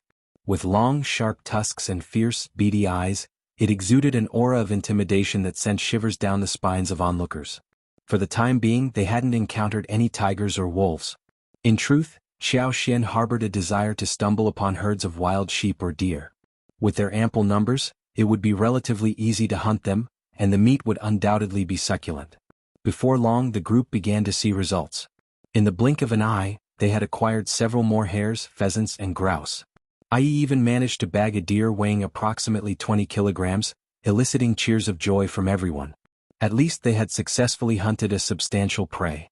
Even if they couldn't catch larger game, the smaller catches of wild rabbits and pheasants made the trip worthwhile. The mountain range was abundant with medicinal herbs, but their value wasn't particularly high. Unable to collect and store them in her interspace, Qiao Xian reluctantly left them behind. Xiao Yunduan remained steadfast in his protective stance, refusing to let her wander alone in such unfamiliar territory. He kept her close, tightly holding her hand. Despite feeling a twinge of regret for abandoning her clandestine plans, Xiao Xian conceded to her husband's overprotectiveness, feeling a sense of helplessness. Soon they stumbled upon two large Ganoderma lucidum mushrooms, each at least 300 years old. Recognizing their value, Xiao Xian nonchalantly led the group in their direction. Coincidentally, they stumbled upon the mushrooms from afar, much to everyone's delight. Jing Sang carefully climbed the cliff to retrieve them. They carefully wrapped the Ganoderma lucidum in several layers of tree leaves and placed them in a small basket. Amidst laughter, everyone remarked that it was wise to follow Lord and Madam. After all, this Ganoderma lucidum had thrived for countless years, rendering it priceless. Merely laying eyes on it was a treat in itself. Xiao Xian smiled and declared, "Everyone will receive a portion of today's harvest, including the Ganoderma lucidum. Upon returning, assess its value and everyone will receive their share. As for the Ganoderma lucidum, it naturally belonged to her. The others would offer it to her." According to the rule of mountain exploration, anyone who spotted valuable finds would receive a portion, regardless of age. However, Xiao Xian and Xiao Yunduan were the principal members of the expedition, not equal partners. It was ultimately their decision whether to distribute it to others. Upon hearing Xiao Xian's generous offer, everyone expressed gratitude with smiles on their faces. No one would complain about having too much wealth. Subsequently, they stumbled upon over 5 kilometers of wild Gastrodia elata. If not for Xiao Xian and Xiao Yunduan's familiarity with each other, they might have overlooked it. The others had heard of Gastrodia elata but were unaware of its location. Their joy knew no bounds. They considered themselves incredibly fortunate to be amidst such bounty in the depths of the mountain. Xiao Xian feigned indifference when she encountered various mundane herbs, choosing to overlook them. The depths of the mountains were brimming with treasures beyond count. Trying to gather them all would be an impossible feat, detracting from their primary objective of hunting. In addition to the myriad of herbs, the mountains also yielded an abundance of wild fruits. Xiao Xian even stumbled upon wild kiwi fruit trees. However, given that she already had kiwi trees in her interspace and some in the orchard in Yuzhang Province City, she paid them no heed. She made a mental note to plant some in Liuhe Manor at a later time. Chapter 1937. Personally reasonable Wu Guan's discovery of a wild deer herd sparked excitement among everyone. With it still being before noon, they swiftly decided to give chase. After thorough discussion and planning, they aimed to catch up with the herd and hunt down 5 to 6, or even 7 deer. Following the hunt, they would take a break to roast some pheasants and hares for lunch before heading back. Anticipation ran high among the group. Wild deer herds were a rarity, even in the forests of An's province. It was said that sightings were few and far between, and even the most seasoned hunters couldn't guarantee success. It all came down to luck. Today luck seemed to be on their side. The deer herd's pace was neither fast nor slow, but traversing the rugged terrain slowed their progress. Additionally, wild deer were inherently vigilant, easily spooked by the slightest disturbance, often vanishing into the forest. As they drew nearer, caution became paramount, further slowing their advance. Unbeknownst to them, more than 2 hours had elapsed, yet they still struggled to approach the deer herd, which remained nearly 1,000 meters away. They were wary of making too much noise, fearing it would startle the deer herd and lead to a missed opportunity, a significant loss for the day. Despite their mounting anxiety, they refrained from acting impulsively, determined not to abandon the chase. Hour after hour passed, their pursuit relentless. As the sun crept past noon, Zheng Sang glanced skyward, noting the time. Continuing the chase at this hour was ill-advised. Nightfall in the winter mountain forest approached swiftly, accompanied by plummeting temperatures. Failing to exit the mountain before nightfall posed considerable danger. While he, as their leader, could endure such conditions, considering Lord, Madam, and their accompanying maidservants, it was another matter entirely. Their endurance had been commendable thus far, but it was evident that their physical fitness wasn't suited for traveling after dark. "Lord, Madam, perhaps the two of you should remain here with a few others. Well, continue the chase. If we haven't caught up within half an hour, well, return. It's getting late and we should prepare to leave the mountain," Zheng Sang suggested in a hushed tone to Xiao Xian and Xiao Yunduan. Xiao Yunduan found merit in the suggestion. Considering their successful day, he assumed his wife would be content. Turning to Xiao Xian he inquired, "What do you think, my dear? I believe we should prepare to depart before darkness falls." Xiao Xian hesitated momentarily before asserting, Let's press on. We've come this far and it would be a shame to lose sight of them now. If nightfall overtakes us, we can spend the night in the mountains seeking shelter from the wind. With our numbers, building a bonfire would be simple and the night would pass quickly. And if luck is on our side, we may stumble upon a spacious cave, alleviating any concerns. Indeed, they had recently spotted a sizable cave, offering a promising refuge. Additionally, anticipating potential mishaps, they had brought extra shoes and thick clothing, ample for an overnight stay. Xiao Yunduan's expression was indecipherable, but Qiao Xian's reasoning held weight, though she refrained from elaborating further. Regardless, finding a suitable cave for the night was assuredly within reach. Chapter 1938. A good place like a paradise. Although spending the night in the mountains posed risks, it wasn't insurmountable. The group was numerous and well prepared, instilling confidence in facing any potential dangers, including ferocious beasts. Despite the chilly night temperatures, finding a suitable cave could alleviate the discomfort. Initially, Xiao Yunduan disagreed, but he eventually acquiesced to his wife Qiao Xian's persistence. As they relentlessly pursued the deer herd, their enthusiasm remained high, overshadowing any apprehensions about spending the night in the mountains. With the promise of such a sizable prey ahead, their resolve strengthened, shedding any remaining hesitations. After an hour of pursuit, the deer herd seemingly vanished, prompting everyone to investigate. They soon discovered a concealed entrance to a valley, realizing the deer had slipped through it. Undeterred, they pressed on into the unknown. The entrance to the valley was concealed, framed by narrow cliffs that almost seemed to touch the sky, offering only a slender glimpse of the heavens above. After traversing a winding path for approximately 40 to 50 meters, they rounded a corner obstructed by massive boulders, and suddenly, their vista expanded. Wow! What is this place? It's breathtaking. Look, a deer herd. And sheep too. Are those wild horses grazing on the distant slope? Incredible. Silent awe enveloped them as they beheld this unexpected marvel, a veritable paradise hidden within the mountains.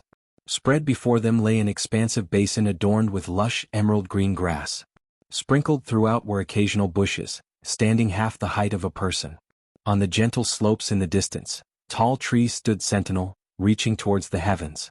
A serpentine river meandered gracefully through the basin, its surface shimmering silver under the sun's gentle caress. In the distance, a vast lake mirrored the sky above, its surface also aglow with silver hues, while white dots of water birds danced upon its tranquil waters. The verdant reeds, resembling delicate gauze, swayed gently by the lake, a sight that charmed the onlooker from afar. This sanctuary teemed with a diverse array of wildlife, sheep, deer, wild horses, rabbits, pheasants, wild ducks, and more, creating a vibrant tapestry of life.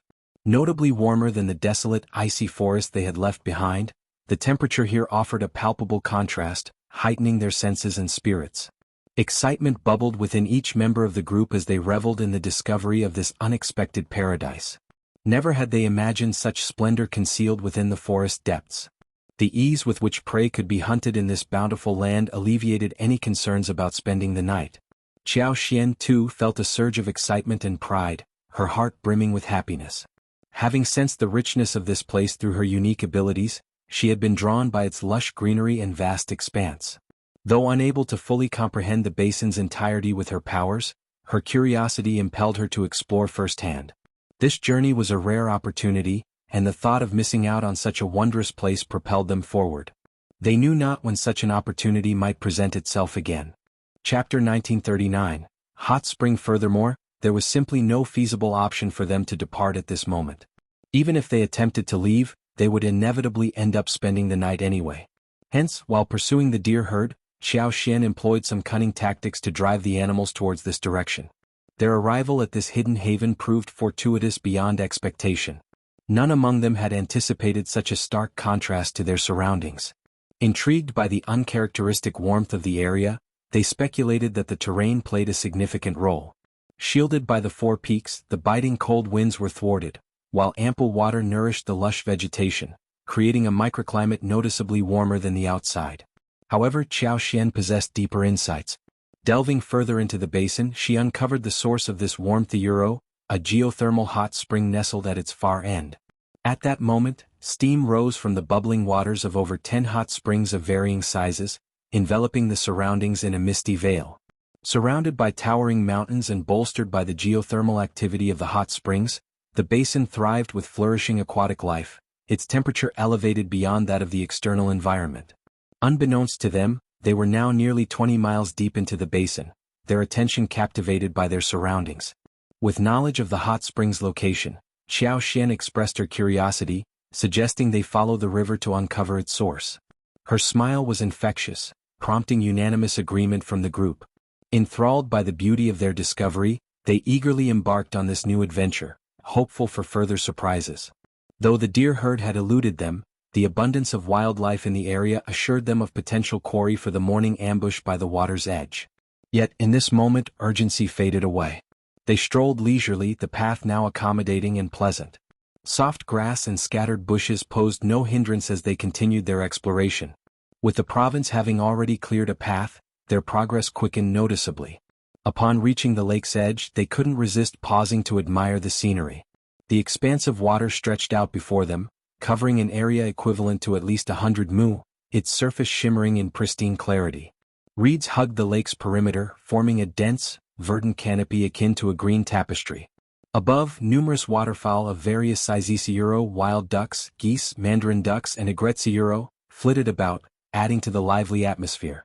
Excitement gripped Xiao Xian and her companions as they identified familiar and unfamiliar avian species, pointing eagerly at each other. "Look at that plump wild duck. I'll make for a delicious meal. I'll aim for two. And that goose, it's massive. It's a shame we don't have nets. There must be plenty of fish and shrimp in this lake. Well, bring them next time. We can fashion bamboo rafts with bamboo wood and rope." "Agreed, that's a splendid idea. Does that mean we'll return?" inquired one of the group members, eyes fixed on Xiao Xian and Xiao Yunduan. Xiao Yunduan grinned knowingly, anticipating his wife's response. Without hesitation, Xiao Xian returned the smile. "Absolutely. Why wouldn't we revisit such a splendid spot? But let's keep it among ourselves. No need to share this gem with anyone else. Once we're out of here, remember mum's the word. If word spreads, it won't remain our secret sanctuary," she cautioned, garnering nods of agreement from the group. Xiao Yunduan reiterated sternly, "You heard her. This stays between us. No one else needs to know about this place." Chapter 1940. Good place. Zheng Sang's heart skipped a beat. "Lord, Madam, rest assured. We understand the significance of this place and your intentions for it. We won't breathe a word of it to anyone." Initially, some members of the group hadn't grasped the gravity of the situation. However, upon Zheng Sang's reminder, they swiftly recognized the importance of secrecy and pledged their commitment to it. Xiao Yunduan nodded approvingly. "As long as you keep that promise." While initially unsure of their plans, Xiao Yunduan couldn't ignore the potential of such a remarkable locale. It would be a waste not to capitalize on its possibilities. Xiao Xian's vision was clear and concise, developing the area into a ranch.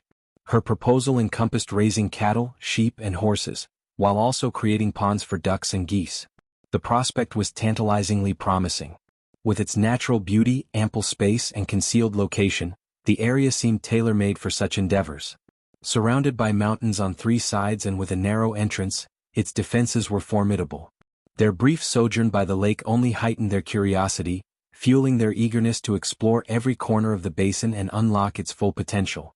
As the day waned, the sun's rays softened, casting gentle hues across the basin. Despite its vastness, the imposing shadows of distant mountains instilled a chill in the air. Sensing the encroaching dusk, the group quickened their pace. Before long, they noticed wisps of rising water vapor, accompanied by a noticeable rise in temperature. Puzzled yet intrigued, they exchanged speculative glances. Zheng Sang's sudden revelation broke the silence. Could that be a hot spring up ahead? It would explain the warmth, especially in winter. Wu Guan's eyes widened in realization. It seems likely.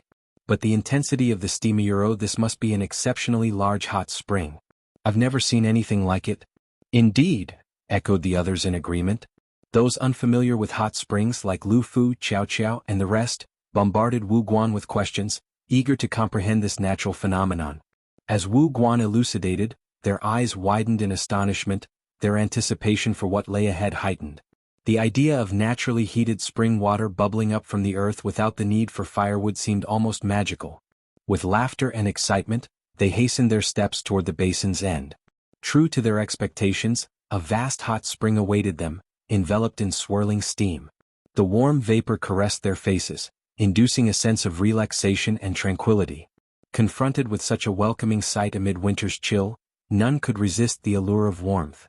As they crouched beside the water, Xiao Qiao and the others eagerly dipped their hands in, exclaiming in delight, "Wow, it's really hot! So comforting and magical! What a marvelous discovery! It's incredibly convenient." Their spirits lifted, they settled into comfortable spots to wash their hands and faces. Xiao Xian issued a cautionary reminder, advising everyone to test the water's temperature beforehand to avoid any burns. Some sections were as scalding as boiling water, posing a risk of injury. Even Xiao Xian and Xiao Yunduan indulged in the ritual of cleansing their hands. Tempted by the natural hot spring, Xiao Xian entertained the notion of taking a bath.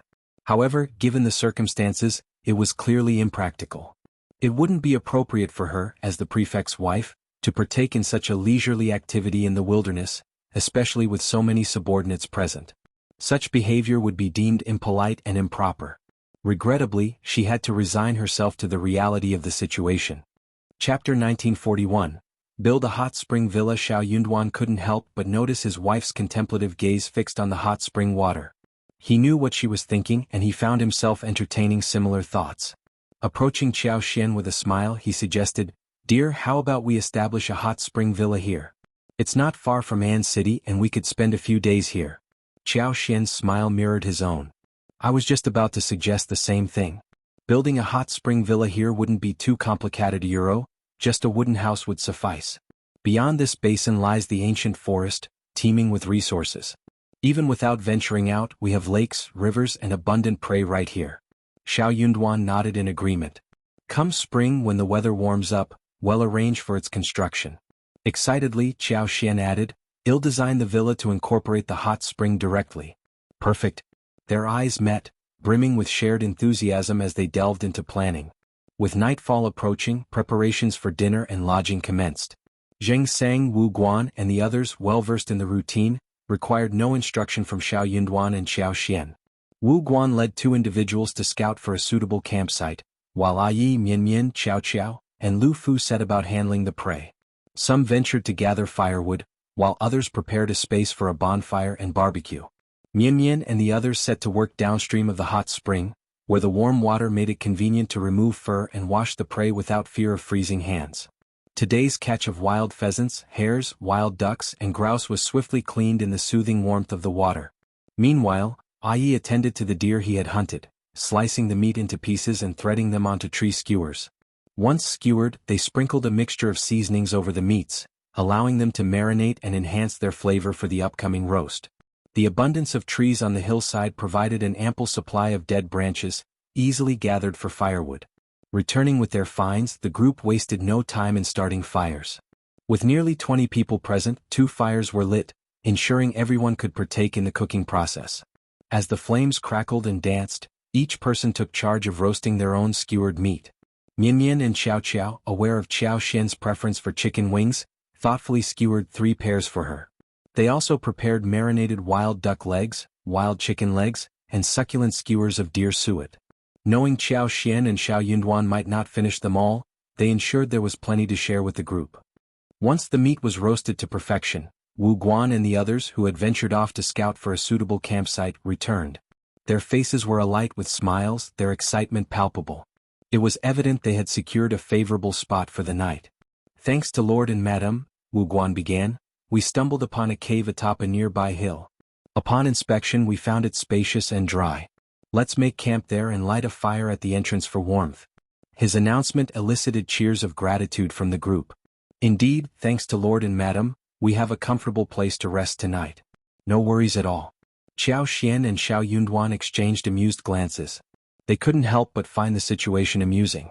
After all, they hadn't been the ones to discover the cave. Chapter 1942. Spending the night in the forest with a secure place for the night, the tension dissipated, and an air of relaxation settled over the group.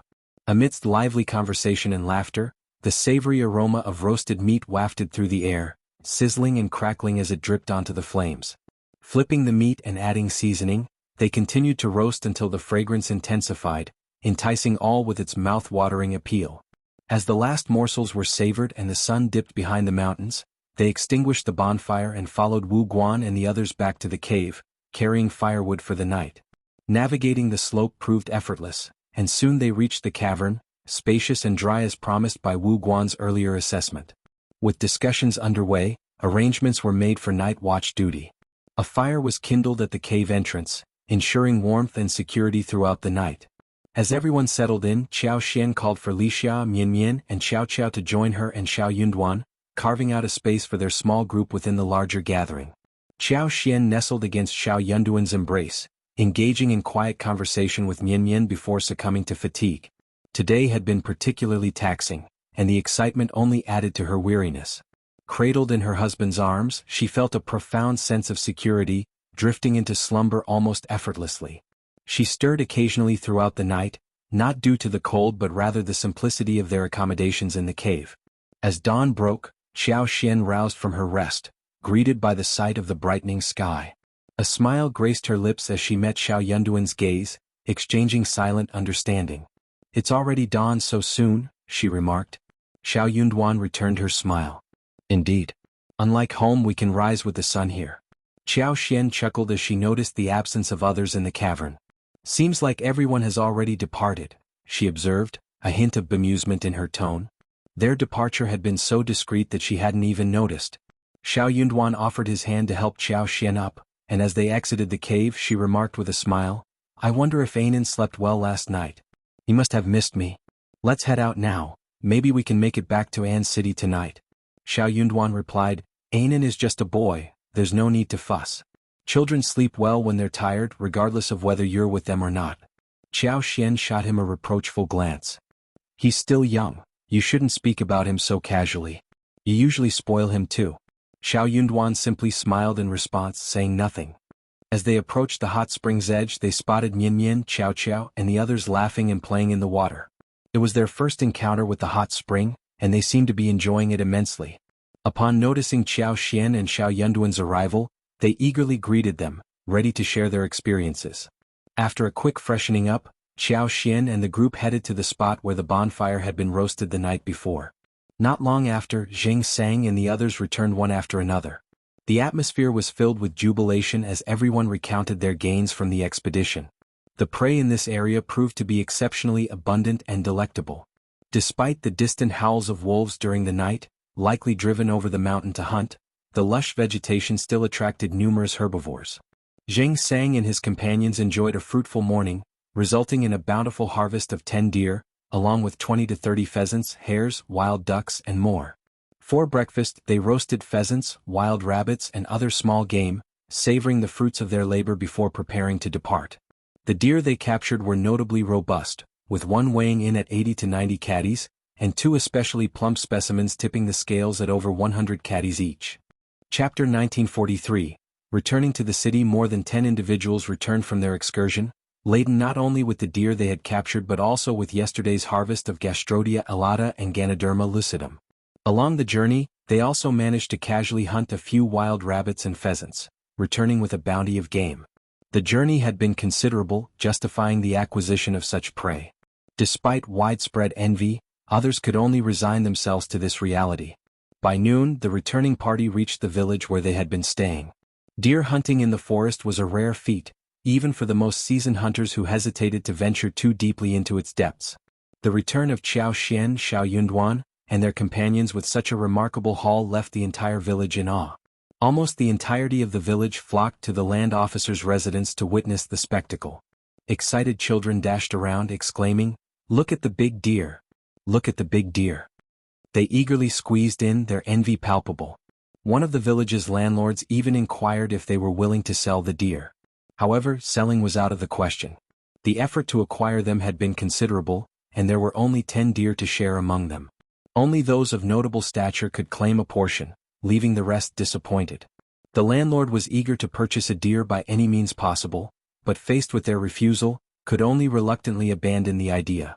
Ordinarily, a landlord might resort to raising the price or employing threats, but Qiao Xian, Xiao Yunduan, and their companions seemed formidable and not easily swayed. Hence, the landlord dared not provoke them. In a gesture of gratitude, Qiao Xian and the others gifted a pheasant and a wild rabbit to the land officer's family, sharing a modest meal before departing for An's province.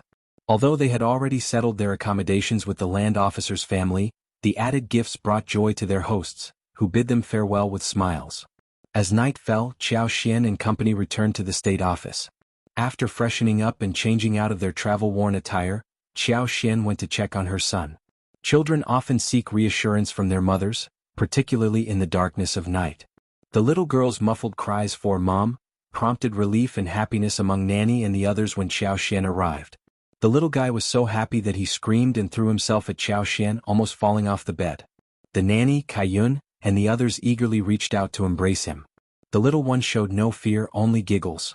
Qiao Xian chuckled, scooping the child into her arms and peppering his face with kisses. "How dare you? My sweetie, do you miss me?" The little girl giggled and snuggled closer to Qiao Xian, her laughter melting Qiao Xian's heart. As Xiao Yunduan approached, he beheld the tender scene of mother and daughter embracing and couldn't help but smile, his eyes soft with affection. The successful hunt brought joy to all. Servants from the east courtyard gathered excitedly, chatting and pointing as they marveled at the sight of the wild deer. Although they couldn't feast on it, the novelty alone was worth the spectacle.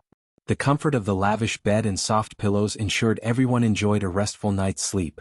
The following day, Qiao Xian made the decision to divide the spoils. She and Xiao Yunduan retained 3 deer, 2 pheasants, 2 wild rabbits and 2 wild ducks for themselves. Meanwhile, Jing Sang and Wu Guan divided 4 deer, along with 8 pheasants, wild rabbits and wild ducks among them. Yi and the others received 1 deer, 1 pheasant, 1 wild rabbit and 1 wild duck each, with the remainder distributed among Hang Xingshan, Sun Bai and Sun Qian. Chapter 1944. Lord Xiao's luck. The outcome was deemed fair by all, with no disputes over the distribution. Lord and Madam received only a small portion, ensuring most of the spoils were shared among everyone else. There was little else to be said. Furthermore, the discovery of such a fruitful hunting ground meant they could return for more in the future. Qiao Xian and the others generously provided a portion to the servants, allowing each of them to enjoy a few bites. However, Li Xia, Songshi, and the other stewards were excluded from this share. Instead, Deputy Prefect Jia, along with Li Xia and Songshi, received 2 portions. Regrettably, none of the remaining scribes received any portion. With half of the spoils remaining, Qiao Xian and Xiao Yunduan were left with a manageable amount, aided by the cold weather allowing for preservation of the sutras, pheasants, rabbits and wild ducks. The fresh and succulent venison was processed into meat paste and used to cook porridge, pleasing Anan as well. It had been quite some time since Qiao Xian had tasted such fresh venison. From roasted to stir-fried, grilled to stewed, the meat was prepared in various delectable ways, culminating in a splendid feast. On a whim, Lord Xiao decided to take his wife hunting, and it was only after they returned with a full load that news of their excursion spread throughout An's city. Families in the area couldn't help but marvel at their luck. Despite An's province's mountainous terrain teeming with prey, Lord Xiao seemed unusually fortunate. Their destination was Meili Town, and considering the time spent en route, it was evident they wasted no time delving into the mountains for the hunt. Remarkably, they managed to capture 10 deer. While the smaller prey they caught weren't included in the count, their achievement was nonetheless impressive. With only 18 individuals in their party, and considering that Lord Xiao, Madame Xiao, and the younger children and maids lacked hunting prowess, it was quite extraordinary for a group of 12 or 13 people to secure 10 fat deer in such a short span. Their strength and luck were truly commendable. While they occasionally ventured into the mountains for recreational hunting, they never ventured too deep. They had never personally hunted deer before, let alone laid eyes on one. However, there were skilled hunters who captured and sold deer in the area. Admittedly, it wasn't a common occurrence. This was largely due to the elusive nature of deer herds, which typically avoided areas frequented by humans.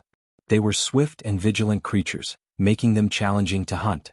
The return of Lord Xiao with such a bountiful harvest left everyone in awe. His luck and fortune were undeniable, prompting a collective sigh of admiration. It seemed one would fare well to align themselves with Lord Xiao, fostering honesty and cooperation for future endeavors. Amidst these reflections, it became evident that the weight of New Year gifts would significantly increase. As the new year approached, families vied to send lavish offerings to the prefectural yamen, adhering to tradition. Qiao Xian in her role accepted these gifts graciously and prepared suitable returns, keeping herself busy in the process. Some of the offerings were notably extravagant, prompting Qiao Xian to find justification swiftly. Given her husband's recent achievements in subduing bandits and assuming control of a region, it made sense for the attention lavished upon him. In any case, as everyone participated in the customary exchange of gifts for the new year, Xiao Xian reciprocated accordingly, ensuring she could afford to do so. Before they knew it, the 48th year of Qi Xian had arrived. Although Xiao Xian and Xiao Yunduan had not managed to reunite with Xiaoding village, they found solace in the company of many friends in Ainan, creating their own small reunion. Chapter 1945. Another banquet in An's province. The realization that their hometown was within easy reach, just a few days' journey away, brought a sense of closeness that narrowed the perceived distance in their hearts. No longer did they feel the overwhelming loneliness of being isolated at the edge of the world. Instead, they found solace in this newfound proximity. This sense of ease was palpable, offering genuine comfort to their hearts. As parents, Xiao Xian and Xiao Yunduan found themselves immersed in numerous social engagements during the Spring Festival, leaving them with little free time. Fortunately, no affluent family in An's province dared to challenge the authority of Lord Xiao and Madame Xiao. Consequently, Xiao Xian was finally able to relish the happiness of being the wife of a local government official. While Xiao Xian harbored no grudges from the past, first Madame Fan extended an invitation for her to attend a banquet. With a gracious smile, Xiao Xian accepted, despite her lingering aversion toward the Fan family. As the wife of the prefect, she understood the importance of maintaining decorum and refrained from letting personal preferences dictate her social interactions. Remarkably, the once influential Fan family now adopted a more subdued approach. While they traditionally hosted the first spring banquet, this year they chose to schedule it for the 12th of the first month, almost at the conclusion of the spring festival. The scale of the banquet hosted by the Fan clan this year was notably smaller compared to previous years. In truth, the Fan family was currently in a state of embarrassment and humility. The prospect of hosting a banquet seemed daunting, given the stark contrast in their status. They would feel ashamed even if they attempted to treat their guests lavishly. Nevertheless, they had no choice but to extend an invitation to Lord Xiao. The consequences of not inviting him would only compound their embarrassment further, as rumors and speculations from outsiders would likely exacerbate their predicament. Fortunately, Xiao Xian found no reason to decline the invitation, demonstrating her willingness to visit, much to the relief of the two patriarchs and the two matriarchs of the Fan family. Madame Xiao's visit signaled Lord Xiao's leniency toward the Fan family and the bandits. Despite this, the Fan clan remained cautious, maintaining a low profile. When Xiao Xian arrived as the prefect's wife, it was expected that Old Lady Fan would personally welcome her and extend polite greetings, demonstrating the Fan family's sincerity. However, due to her advanced age, Old Lady Fan hesitated to subject herself to such discomfort. Instead, she chose to remain secluded within her courtyard, feigning illness as an excuse to avoid the social interaction. Fan Rian likewise struggled with the situation. Despite her reluctance to lower her status in front of Xiao Xian, her daughter persistently urged her to reconcile with Madame Xiao to secure her attendance at the banquet. Unable to dissuade her daughter, Fan Rian had no choice but to agree. Bai Ruerue took great care in preparing for the occasion, meticulously selecting attire and jewelry while inquiring about Xiao Xian's preferences, as well as those of her maids. This gesture both pained and gratified Fan Rian. While she couldn't shake the remorse for past events that had led to her daughter's suffering, she found solace in Bai Ruerue's maturity and willingness to shoulder the family's burdens. On the day of the Fan family's banquet, Xiao Xian, as customary, invited Mrs. Jia to accompany them. Upon their arrival, the women of the Fan family and the early arriving guests eagerly went out to welcome them. The two matriarchs of the Fan family greeted them with careful smiles as they all proceeded into the reception hall and took their seats. As pleasantries were exchanged, gifts were presented, and tea was served by the Fan family's maids, the atmosphere gradually warmed with laughter and conversation. However, Fan Rian remained reticent throughout the proceedings, fearful that speaking might lead to an outburst of anger towards Xiao Xian. It was a struggle she couldn't avoid as her emotions threatened to overwhelm her. Thus, she chose silence as her refuge. Chapter 1946. Puzzlement. Fan Rian, visibly distressed on the sidelines, harbored such intense disdain for Xiao Xian that she found herself continuously mocking and mentally rebuffing her throughout the event. In stark contrast, Bai Ruerue's concern for Xiao Xian was palpable. Despite her junior status, she couldn't help but keep a watchful eye on Xiao Xian, occasionally stealing glances that puzzled those around her. However, her gaze was devoid of hostility. Xiao Xian, with her keen intuition, eventually sensed Bai Ruerue's genuine concern. Initially oblivious, she soon recognized the sincerity behind the younger woman's actions. This unexpected behavior left Xiao Xian perplexed. She never imagined that Fan Rian's daughter would harbor a desire to befriend her. Uncertain of the mother and daughter's motives, Xiao Xian couldn't shake the feeling of apprehension. However, the prospect of Fan Rian reforming her ways instilled a sense of cautious hope. Despite her skepticism, Xiao Xian found solace in the notion that Fan Rian was at least fearful. In her eyes, that fear served as a deterrent, ensuring that the event proceeded without incident. As the day came to a close, and the Fan family bid farewell to Xiao Xian without any disruption, a sense of relief washed over the two matriarchs, finally allowing them to exhale the tension that had plagued them throughout the gathering. After bidding farewell to the guests, the two matriarchs finally allowed themselves to relax, feeling deeply exhausted yet satisfied with the successful outcome of the event. However, second Mrs. Fan didn't immediately retire to her courtyard for rest. Instead, she sought out her sister-in-law to discuss the day's events. She couldn't help but express her confusion, remarking, "Today was quite intriguing, wasn't it? Despite our sister-in-law refraining from causing trouble after being taught a lesson, I can't quite fathom Ruirui's behavior. In the past, she was always in cahoots with her mother, singing praises to old lady Fan. But today, she seized the opportunity to cozy up to Madame Xiao and shower her with flattery. It's as if the sun is rising from the west." Second Mrs. Fan continued, "And did you notice her attire? Normally, she prefers flashy and ostentatious outfits adorned with gold and silver embellishments. Yet today she exuded a much more refined and elegant aura, especially with those striking snow-green embroidered chrysanthemums." First Madame Fan furrowed her brow, equally perplexed by Ruirui's sudden change in behavior. After pondering for a moment, she offered a tentative explanation. "Perhaps this is just a phase of adolescence. Given the recent upheavals in the family, it's possible that Ruirui has undergone some internal changes. From what I observed, she seems to possess a bit more resilience than her mother." Second Mrs. Fan scoffed. "I hope you're right. If that mother and son duo continues their scheming, our family will truly be in dire straits. No one can endure being tormented repeatedly. In my opinion, even if that girl is frightened, there's no need for her to ingratiate herself with Madame Xiao. It's better to keep her distance from Madame Xiao and the state government altogether. That's the safest course of action." Second Mrs. Fan's fear was palpable. After all, Lord Xiao and Madame Xiao had dealt with such formidable mountain bandits. What weight did the Fan family carry in comparison? It was almost laughable. Thanks to that self-righteous woman's actions, they had no real rapport with Lord Xiao and Madame Xiao. Despite attempting to move past previous conflicts, they remained marginalized compared to other families. Therefore, it was deemed fortunate to maintain a considerable distance from them, ensuring a stable life with no concerns about sustenance while safeguarding their existing industries. Chapter 1947. Interrogation. Restoring the prosperity of the past, at least for the next few years, seemed impossible. Second Mrs. Fan acknowledged this reality with a pragmatic outlook, harboring little attachment to past glories. As the wife of First Madame Fan, she was perhaps even less willing to accept this truth, yet she could bear it. She begrudgingly admitted its validity. But when it came to Fan Rian and her daughter Euro, First Madame Fan pondered for a moment before deciding, "I will speak with them." Second Mrs. Fan nodded in agreement. "That's right, sister-in-law. Don't forget." Once Second Mrs. Fan departed, First Madame Fan remained seated, quietly sipping her tea. After a while, she set down her cup and summoned someone. Then she proceeded to the courtyard where Fan Rian and Bo Ruerue resided. First Madame Fan chose her words carefully. Fan Rian couldn't help but feel a surge of anger. What had she done to deserve this reprimand? Was it her conduct at the banquet today? Was her sister-in-law intentionally causing her trouble?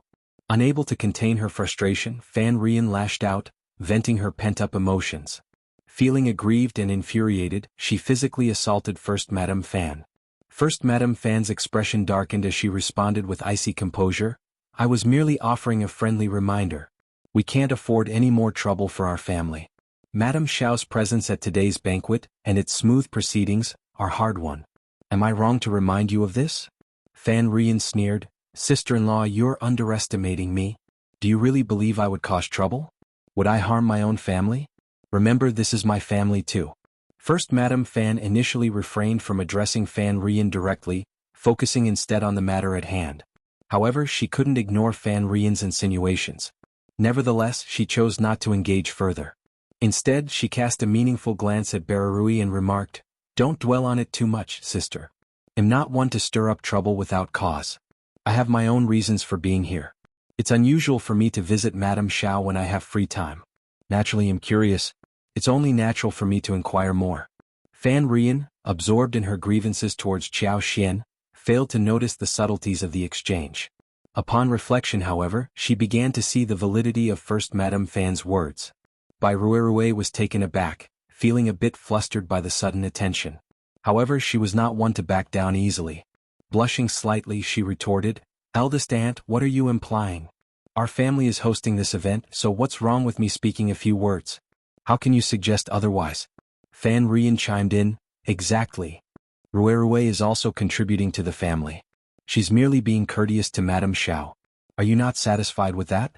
First Madame Fan remained firm, stating, "There's no need for flattery. I've made my intentions clear. I'm well aware of my actions. Ruerue has always had a penchant for vibrant and elegant attire, and her choice of accessories is always eye-catching. Today she appears particularly refined and graceful. I just wonder who she's dressing up for." Chapter 1948. Fooled by Ruerue's heart raced as she felt a surge of guilt wash over her. "Eldest aunt, why do you always have to criticize me for my choice of attire? Can't I wear something delicate and elegant like this dress?" First Madame Fan scoffed. "I never said that." With those words, she rose from her seat and departed, leaving Bai Ruerue muttering to herself. When she glanced up, she was startled to find her mother's unwavering gaze fixed upon her. She attempted a forced smile. Mothra Euro Fan Rian furrowed her brows, scrutinizing her daughter. "Be honest with me, what's troubling you today?" "I didn't Euro, Ruerue, I am your mother." Fan Rian's tone carried a hint of displeasure. "You can't deceive me. I know you harbor disdain for Miss Qiao, so why pretend?" The sight of her own daughter fawning over Qiao Xian right in front of her left her deeply unsettled. If only she could turn back time and intervene before things escalated. Bai Ruerue slowly lowered her head, her delicate fingers fidgeting with her clothes nervously. Despite Fan Rian's persistent inquiries, Bai Ruerue stuck to her story, insisting she feared reprisal from Madame Xiao, and thus sought to curry favor with Hera Euro. Though skeptical, Fan Rian found her daughter's distress genuine. No matter how hard she pressed, Bai Ruerue remained steadfast, on the verge of tears. Reluctantly, Fan Rian had no choice but to accept her explanation. She couldn't help but feel a pang of sympathy for Bai Ruerue. She chastised Hera Euro. After all, the Fan family hadn't reached such dire straits yet. There was no need for a young girl like her to sacrifice herself. Her mother and grandmother would shield her. She couldn't afford to be so naive in the Futuria Euro. Bai Ruerue found solace in Fan Rian's embrace. Her voice sounded strained as she hummed, her eyes reflecting profound thoughts. No one could decipher her inner turmoil. As the prefect, Xiao Yunduan abstained from attending banquets, but he remained occupied throughout the spring festival. He busied himself with visits to esteemed families and hosting gatherings to honor erudite Confucian scholars from across the land. One such event was organized to welcome Jia Hemming and other officials, providing them solace amidst their duties. Jia Hemming, in his capacity as deputy prefect, reciprocated, extending the festivities for another day. Furthermore, Xiao Yunduan engaged in discussions with heads of prominent families to chart the development course for An's province. His schedule left him with scarce leisure time throughout the entire festival. While Xiao Yunduan had no intention of attending banquets hosted separately by the Mei and Huo families, they jointly arranged a gathering. Their motives were threefold: to reciprocate hospitality, to celebrate the advent of spring, and to express gratitude to the prefect for bringing peace and prosperity to An's province. Thus, Xiao Yunduan had to acquiesce, granting them due respect. Coincidentally, on the 12th day of the first lunar month, the prominent family clans secured the services of the renowned Cool Breeze Gang in An's province and extended an invitation to Xiao Yunduan. As they ventured out that day, Xiao Yunduan and Xiao Xian were in each other's company until they diverged along the way. However, Xiao Xian returned at 3 o'clock in the afternoon, prompting Xiao Yunduan's concern that the revelry might continue late into the night. While Xiao Yunduan occasionally attended such gatherings back in the capital, it was a rare occurrence for him here, marking his first attendance. At dinner, Xiao Xian found herself dining alone, with Anan occupied elsewhere. Perhaps due to the prolonged absence of family meals, Xiao Xian experienced a sudden emptiness in her heart. Reflecting calmly, she realized the irrationality of her worries and broke into a smile. She was letting her fears get the best of Harayuro, fearing that her husband might succumb to temptation and veer off the righteous path. Chapter 1949. Thoughts. He wasn't a naive, easily swayed individual. How could he succumb to others' advances so readily? Moreover, as the prefect, he held a position of authority and prestige. His circumstances had changed since his time in the Capitale Euro. Few would dare to plot against him so brazenly. As she pondered this, Xiao Xian found herself growing more reassured. But then, another thought crept in Euro upon further reflection. She realized that her husband's current status as the prefect brought with it a host of individuals seeking to gain his favor. It wasn't quite the same as their life in the capital. Back then, despite his reputation, he held a modest rank as a fifth-grade official, attracting little attention from those seeking to ingratiate themselves. But now, in Anne's province, he was the authority figure Euro, the one everyone sought to impress. And in his efforts to win her favor, he undoubtedly bestowed upon her various benefits: gold, silver, jewels, fertile lands, and perhaps even the attention of other admirers. Euro. Yes, Xiao Xian finally grasped the source of her unease. With a soft sigh and a smile, she anticipated what lay ahead. She also couldn't help but wonder if her suspicions were correct. Euro. Undoubtedly, Xiao Yunduan must have attracted quite a bit of attention from the women at the banquet today. The New Year's festivities presented an ideal opportunity for individuals to cozy up to Lord Xiao. Euro, a temptation that had lured many before the arrival of the new year. Lord Xiao had no concubines, and his affections were solely reserved for Madame Xiao. With the young master still in his tender years, Madame Xiao bore the responsibilities of both child-rearing and household management, in addition to navigating social obligations. Her plate was undoubtedly full, leaving little room for her husband's personal care. Considering this, it seemed only logical that Lord Xiao would benefit from the presence of a sensible and considerate companion. Indeed, anyone capable of presenting Lord Xiao with a suitable partner stood to gain considerable influence in the future of Anne's province. Lord Xiao's capabilities were such that aligning oneself with him promised prosperity and success. However, the task of providing Lord Xiao with a companion he truly admired was no simple feat. Lord Xiao wasn't a man of base desires. He was a distinguished scholar hailing from the most flourishing capital in the world. Prior to his relocation, he enjoyed considerable favor even within the prince's circle, suggesting he had encountered his fair share of captivating individuals. So, how could an ordinary beauty capture his attention? This woman would need to possess youth, beauty, intelligence, talent, empathy, gentleness, and consideration. Euro, at the very least. She would need to exude an allure so captivating, so enchanting, that Lord Xiao couldn't help but be drawn to her. In essence, finding such a person was no small feat, but there were always those willing to take up the challenge. For instance, today an affluent gentleman surnamed Zhuang went to great lengths to procure a clever and youthful maiden named Lu Ji from Jiangnan. While inebriated, he entertained the notion of presenting her to Lord Xiao. As for the entertainment arranged for today's festivities, the singers and dancers had been meticulously chosen and rehearsed well in advance. Many of these talents were specially imported from overseas before the onset of the new year. The elite families of Anne's prefecture spared no expense in their preparations for the banquet. Commencing at noon, the banquet commenced with guests seated amidst the soft strains of music, engaging in jovial conversation and laughter. The ambience was vibrant and convivial. Meanwhile, the gentlemen congregated, indulging in food, drink, and musical merriment. Before long, they found themselves unwinding as they engaged in animated discourse. Chapter 1950. Dance. Xiao Yunduan wasn't particularly fond of these social gatherings, but he understood their necessity and prevalence. He wouldn't display any displeasure or rebuke simply because he didn't enjoy them. He knew he had to put on a good show and navigate through the day. As the wine flowed and the dishes circulated, the atmosphere grew even more buoyant. Conversations grew livelier, with some attempting to introduce risque, humor into the mix. Observing Xiao Yunduan's disapproving frown, they promptly ceased their inappropriate banter. Following the main course, the table was cleared, making way for an array of exquisite fruits, snacks, fragrant teas, and fine wines. The temporary stage, though devoid of any ambiguity, hosted a spirited performance, adding to the festivities. Despite having listened to performances all afternoon and dining well into the night, the excitement persisted. Throughout the event, Xiao Yunduan received compliments and toasts from those around him. He handled them with grace, neither overly affable nor aloof, maintaining a perfect balance that allowed no one to overstep their boundaries while leaving no room for criticism. Feeling weary of the social obligations inside, Xiao Yunduan sought respite by stepping outside for a while. The Cool Breeze Gang, renowned as the most opulent eatery in An's prefecture city, boasted a charming back garden, small yet exquisitely designed. Given its limited space, the garden featured potted flowers of various varieties arranged according to their blooming seasons.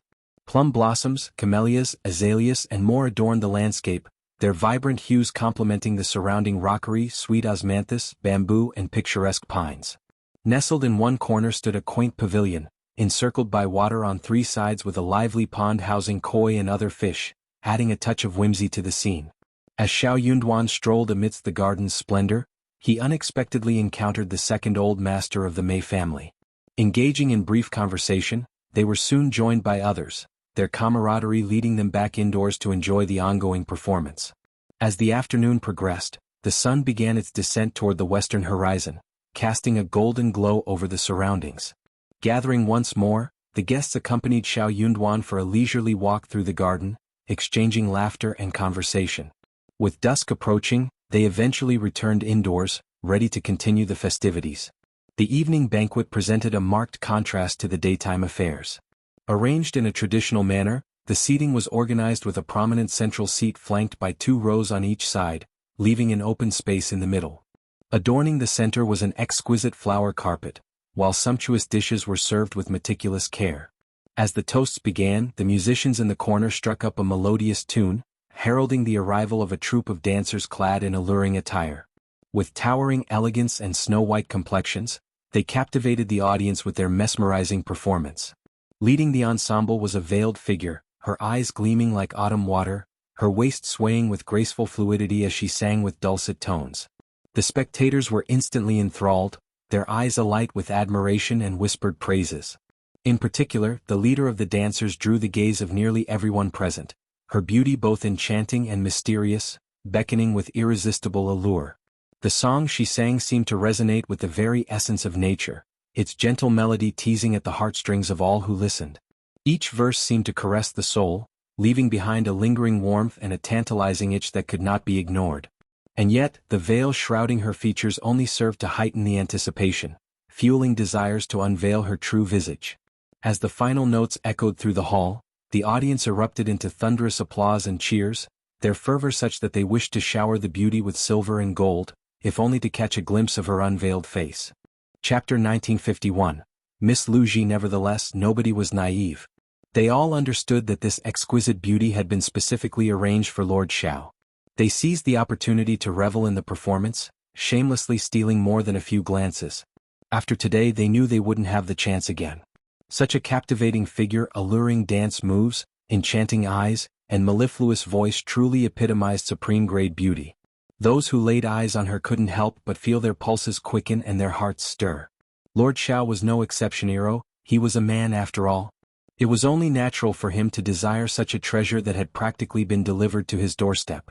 Considering it would come at no cost to him, why wouldn't he desire it? To pass up such a blessing would be sheer folly. Consequently, everyone assumed that this beauty belonged to Xiao Yunduan, and they lavished praise upon her accordingly. Absolutely stunning. Such a song belongs only in the Heavensi. It's truly magnificent. And that Dansi, it's beyond compare. I've never witnessed anything like it before. A beauty capable of toppling King Damsi, such rarity. We owe it all to Lord Xiao. Ah. Indeed, it's all thanks to Lord Xiao. Without him, we wouldn't have had the pleasure of experiencing such a marvelous performance. That's right, haha. Xiao Yunduan heard everything and frowned slightly. He took it as a joke and did not say anything more. Unexpectedly, when the dance ended and everyone applauded, old Master Zhuang said with a smile, "Miss Lu Ji's song and dance is really amazing. If it weren't for Lord Xiao, there wouldn't be peace in An's prefecture. It's all thanks to Lord Xiao that we can enjoy the song and dance banquet here in peace. We should thank Lord Xiao for his kindness. Miss Lu Ji, why don't you toast Lord Xiao on our behalf?" Everyone cheered loudly, clapping and laughing. Yes. That's how it should be. Yes, it's all thanks to Lord Xiao. Miss Lu Ji, please have a toast to Lord Xiao. A few more toasts. True. Miss Lu Ji still had not taken off her veil, but she smiled at Xiao Yunduan with a charming smile. She raised her hand and walked towards Xiao Yunduan with the small white jade wineglass in her hand. The cloud-like dress brought with it a faint elegant fragrance, making one feel relaxed and happy. As the captivating fragrance wafted through the air, many couldn't resist leaning in to catch a whiff, though they made sure not to betray their inner desires too overtly, lest they reveal their less than admirable intentions. Seating herself gracefully beside Xiao Yunduan, Lu Ji extended her glass to him, taking the opportunity to draw closer. Lord Euro, however, Xiao Yunduan deftly sidestepped her advance, gently pushing her back with a furrowed brow. I've had my fill of wine today, so it'll pass. Instead, why don't you grace us with another performance, Miss Lu Ji? I'm sure everyone here would love to see it. Though Xiao Yunduan would have preferred to excuse himself from the situation, he recognized the importance of maintaining cordial relations with the influential families of An's prefecture for the region's development. Regardless of the intentions behind the offer of such a beauty, he couldn't bring himself to accept it. He wouldn't even entertain the idea of touching her. Unaware of her upbringing or background, he could only perceive her as tainted. Chapter 1952. Decline. Lu Ji was momentarily stunned, feeling a wave of unease wash over her as she persisted in clinging to Xiao Yunduan. Lord Euro, however, Xiao Yunduan swiftly evaded her, fixing her with a cold stare that seemed to erect an invisible barrier, freezing her in place, rendering her unable to move. Raising his hand with a feigned gentleness in his tone and expression, Xiao Yunduan delivered a chilling command. Miss Lu Ji, please depart. Lu Ji stood frozen, unable to utter a word. The onlookers were equally taken aback. Many of the more observant individuals noted Xiao Yunduan's clear lack of interest in Miss Lu Ji. He hadn't even attempted to take advantage of the situation. They couldn't believe it. With Miss Lu Ji's undeniable allure Euro, her figure, her charm, her alluring gaze, her melodic voice Euro, surely she must be a beauty worthy of Lord Xiao's attention, given old Master Zhuang's boldness in offering her. If even Lord Xiao wasn't enticed by such a woman, then who else could possibly win his favor? Despite this, many remained hopeful, anticipating that old Master Zhuang's bold move might inspire others to vie for Lord Xiao's favor in the future, each seeking their own share of the spoils. For any man with means and status, the prospect of possessing numerous beauties was an enticing one. However, if Lord Xiao rejected such a supreme-grade woman, where could one possibly find a better match?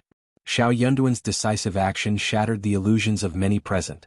While those less perceptive individuals who remained enchanted by Miss Lu Ji's allure initially expressed their delight upon hearing Xiao Yunduan's words, applauding and cheering for his decision, others praised his integrity and magnanimity. Xiao Yunduan's smile served as a tacit confirmation of their sentiments. Without hesitation, Qing Yin promptly escorted Miss Lu Ji away from Xiao Yunduan's vicinity. Though reluctant to relinquish the wine glass in her hand, Miss Lu Ji maintained a facade of compliance, suggesting, "How could I defy Lord Xiao's wishes? Perhaps you could enjoy this glass of wine first. Afterwards, he'll treat you and the esteemed gentleman to another round of song and dance." The crowd erupted into cheers at her offer. Yet, before Miss Lu Ji could attempt to sidle up to Xiao Yunduan once more, Qing Yin swiftly intercepted, relieving her of the white jade wine glass with a genial smile. "Miss Lu Ji, please. The esteemed gentlemen are eagerly anticipating your performance." Embarrassed by the sudden turn of events, Miss Lu Ji glanced up at Xiao Yunduan with pleading eyes, but his impassive expression provided no solace. It was clear that Xiao Yunduan endorsed Qing Yan's directive. Observing Xiao Yunduan's apparent disinterest, Miss Lu Ji reluctantly swallowed her frustration. Deciphering the situation with practiced acumen, she opted to take a step back, offering Xiao Yunduan a placid smile before resuming her performance for the audience. Xiao Yunduan's aloof demeanor only served to stoke Miss Lu Ji's competitive spirit. Having heard that Lord Xiao had only one wife, who happened to hold the esteemed position of primus, Miss Lu Ji's curiosity about him had been piqued. Now, witnessing Lord Xiao's undeniable charm firsthand, her interest intensified. She hadn't anticipated Lord Xiao's remarkable presence, nor had she anticipated the lascivious and repugnant behavior of the crass old masters. Yet, despite this, her resolve to captivate him remained unwavering. Chapter 1953. Conceited, she exuded confidence in her beauty, intellect, and talents, proficient in music, chess, calligraphy, painting, and the art of song and dance alike. Such multifaceted abilities were a testament to her capabilities. She couldn't fathom the idea of being overlooked, particularly by someone of Lord Xiao's stature. The notion of capturing Lord Xiao's attention was exhilarating. She had a gut feeling that if she could sway him, he would become her protector, offering her the stability she yearned for in life. Miss Lu Ji remained undeterred by Xiao Yunduan's initial indifference.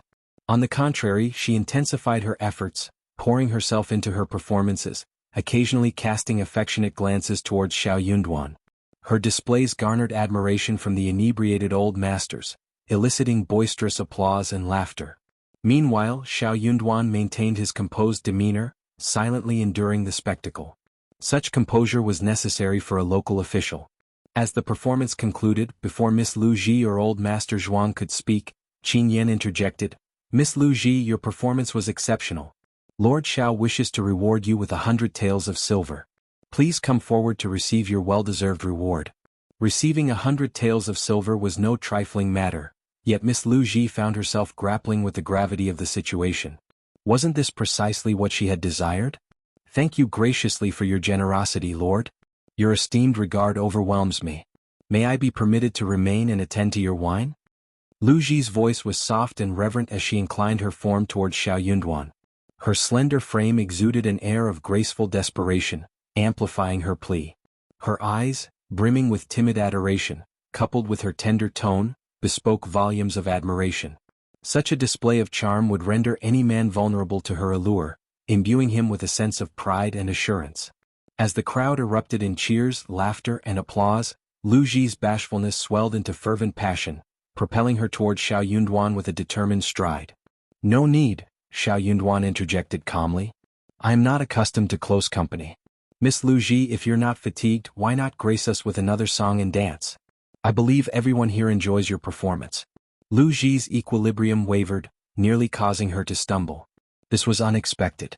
After expending herself in 2 rigorous performances, she found herself slightly breathless and drenched in perspiration. How could she muster the strength for an encore?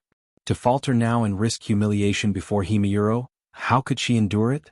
Old Master Zhuang appeared poised to interject, but a meaningful glance from First Old Master Mei prompted him to reconsider. Clearing his throat, Old Master Zhuang attempted to diffuse the tension. "Given Lord Xiao's preferences, Miss Lu Ji, perhaps it's best to graciously withdraw. There will be ample opportunities for performances in the future, ha." Xiao Yunduan offered no rebuttal, seemingly disinclined to engage in debate. This wasn't the appropriate time for such discourse. As for whether Old Master Zhuang's remarks held any hidden implications, Xiao Yunduan remained indifferent. There was no need to read too deeply into it, as nobody held sway over him with mere words. Observing Xiao Yunduan's lack of objection, Lu Ji's enthusiasm surged. She offered another shy smile and a respectful bow before Xiao Yunduan, her gaze lingering momentarily before she gracefully took her leave. Perhaps Xiao Yunduan was simply uncomfortable with public displays of affection? Lu Ji had encountered such individuals before, so this behavior didn't strike her as unusual. With this thought in mind, Lu Ji's confidence swelled even further. Following Lu Ji's departure, the festivities continued with additional performances of song and dance. While these displays were commendable, showcasing a bevy of talented beauties, none quite matched the captivating allure of Lu Ji. Chapter 1954. Berating. With this incident unfolding, the atmosphere among the attendees grew noticeably strained. Approximately an hour later, Xiao Yunduan announced his intention to depart, prompting the guests to take their leave in succession. The Mei family and the Hua family bid farewell to Xiao Yunduan and politely declined any further invitations. It was widely speculated that the Mei and Hua families harbored plans to surprise Lord Xiao in private. Despite any envy or curiosity stirred among the other guests, none dared to vie with these esteemed families. Upon entering his carriage, Xiao Yunduan found an unfamiliar pair of master and servant awaiting him. The maid in particular possessed striking features, a sharp, oval face and delicate contours illuminated by the dim night. Her fair complexion accentuated her beauty, but it was her captivating eyes that truly commanded attention, mesmerizing, alluring, and flirtatious. For a moment, Xiao Yunduan found himself momentarily taken aback, as if encountering this woman for the first time. The woman suppressed a coy laugh behind her hand before speaking timidly, "My lord, I am Lu Ji. I hold you in great admiration and am willing to accompany and serve you. I offer myself as a humble servant and maid, with no regrets for the rest of my days. Please grant me this wish." Xiao Yunduan's expression darkened. Suddenly, it became clear why she seemed so familiar. "Get off here. Lord. Don't make me say it a second time. Not everyone can board my carriage if they want to. Who asked you to come up? How dare you? Lord, you're wise. I definitely didn't mean to offend you. I just you have already offended me." Xiao Yunduan said coldly. You came up without my permission, that is an offense. Butayuro, if you refuse to disembark, shall I have someone assist you? Xiao Yunduan's stern words jolted Lu Ji, leaving her no room for further argument. She timidly grasped the maid's hand and hastily exited the carriage. As Lu Ji vacated her seat, Xiao Yunduan cast a disapproving glance in her direction, his brow furrowing in displeasure. With a decisive pivot, he descended from the carriage and ordered Qin Yan to fetch a horse. Mounting swiftly, he rode off, trailed by Sun Bai and his retinue. Meanwhile, Qin Yan commandeered the vacated carriage, positioning himself at the edge with a disdainful snort aimed at Lu Ji, before instructing the coachman to proceed. Internally flustered, Lu Ji found herself at a loss for words, her thoughts swirling chaotically. The maid, bewildered by the unfolding events, voiced her confusion. Miss, how could Lord Xiao treat you like this? You've done nothing but kin Nesiro. Enough, Lu Ji interjected, her embarrassment threatening to overwhelm her. She turned away, seeking solace in the presence of Old Master Zhuang. Old Master Zhuang, too, appeared taken aback and apprehensive. Could this incident incur Lord Xiao's ire? Regardless of his concerns, his only course of action was to escort Lu Ji back promptly and relay the events to the second Old Master of the Mei family with haste. Lu Ji's exceptional beauty made her a rare find indeed. Even with ample resources, locating her wouldn't have been a simple task. Upon hearing the report, second Old Master Mei offered little response, allowing Old Master Zhuang to depart without much ado. However, once alone, his countenance soured considerably. The discovery of this coveted beauty proved to be a disappointment to Yuro. She seemed utterly ineffectual. Later that evening, the three brothers convened in the study, their minds burdened with worry. Third Old Master Mei was the first to voice his frustration. What is Lord Xiao's objective? If he shuns female company, does he not desire a spouse and heirs? Why shun the company of a suitable mate? What harm could it possibly bring? I find it utterly confounding. Chapter 1955. Fate. Second Old Master Mei let out a heavy sigh. Nothing is guaranteed. I had hoped that Lu Ji could sway him, or at least earn us a favorable mention. It would have saved us a lot of trouble. Euro. Sigh. The two brothers commiserated with each other, their minds burdened with concerns and uncertainties. It's just unfortunate that the gift didn't appeal to him. What more can be done? Lamented one. Old Master Mei listened intently before offering his perspective. Simply because he rejected Lu Ji doesn't mean he's averse to others. Xiao Yunduan is, first and foremost, a scholar Euro, a formidable one at that. It's not uncommon for scholars to have reservations, particularly in matters of reputation and sensitivity. His rejection in public may be a reflection of such concerns. Third Old Master Mei chimed in, nodding in agreement. Indeed, scholars often conceal unsavory habits behind a facade of piety. It appears that Xiao Yunduan values his reputation greatly. Perhaps presenting him with a more discreet option would yield better results? Despite his doubts, Third Old Master Mei remained convinced of Lu Ji's irresistible allure. Surely no man could resist such exquisite beauty. It would be a waste not to pursue her. Old Master Mei interjected, his tone firm. It's not prudent. Xiao Yunduan values his reputation highly. If he rejected Lu Ji, he may not accept her in private. We must explore other avenues to secure his favor. But where could I find another woman like Lu Ji? It doesn't have to be identical, Old Master Mei retorted disdainfully. Scholars are known to value serendipity. Our chance encounter is far more favorable than a direct presentation from others, wouldn't you agree? The eyes of the other two Mei family elders gleamed with newfound hope. Elder brother, that's a brilliant notion. As Xiao Yunduan returned to his quarters in the backyard of the state office, he was greeted by Qiao Xian's welcoming smile. Caught off guard, Xiao Yunduan's gaze softened as he reached out to her. Why are you still awake? I was waiting for you, Qiao Xian replied, her smile unwavering. You smell of alcohol. Have you been indulging in drink all evening? Xiao Yunduan hesitated for a moment, feeling a pang of guilt at her inquiry. He was wary of the implications of the cosmetics scent on his clothing, fearing his wife's suspicions.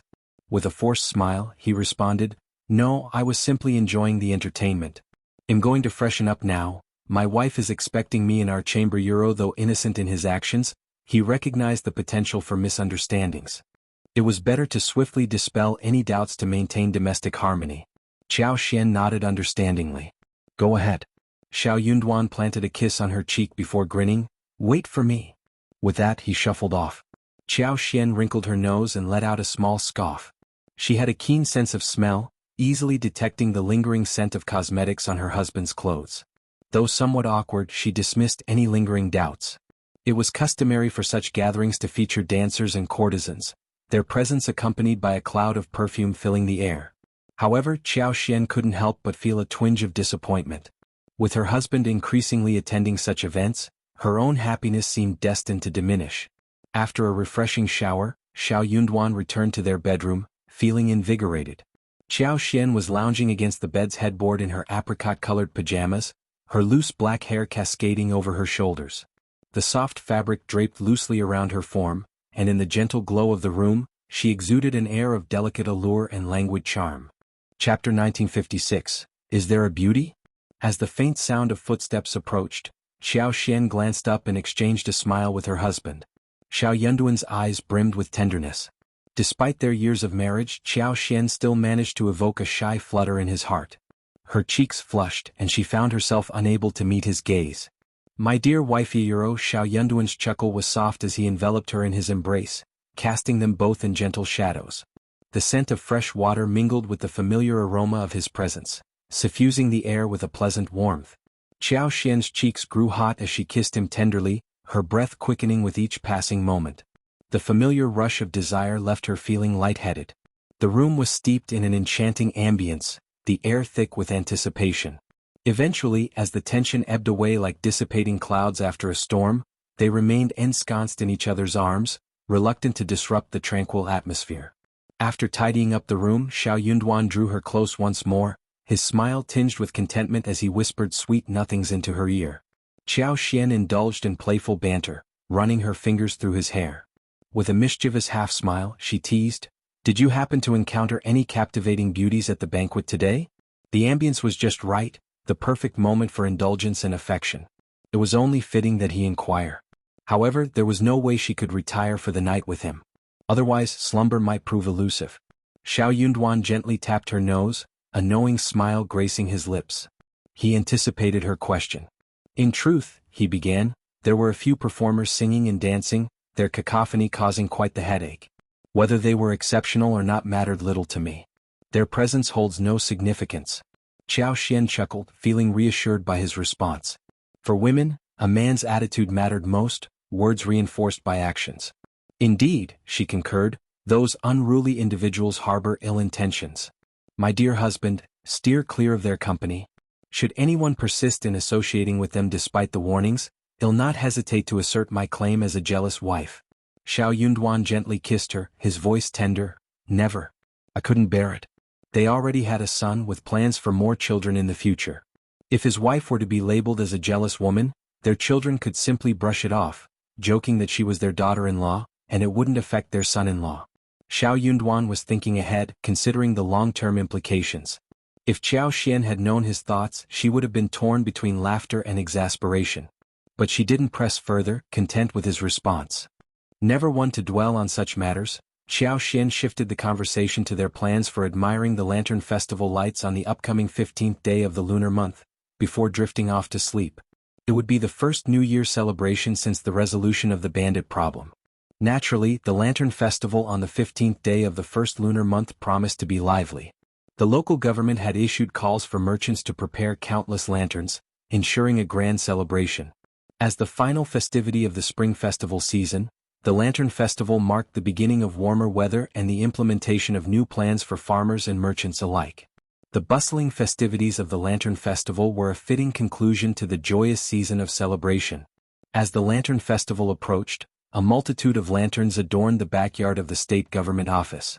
With dusk settling in, the lanterns were gradually illuminated one by one. Anan, curious and intrigued, reached out tentatively to touch them.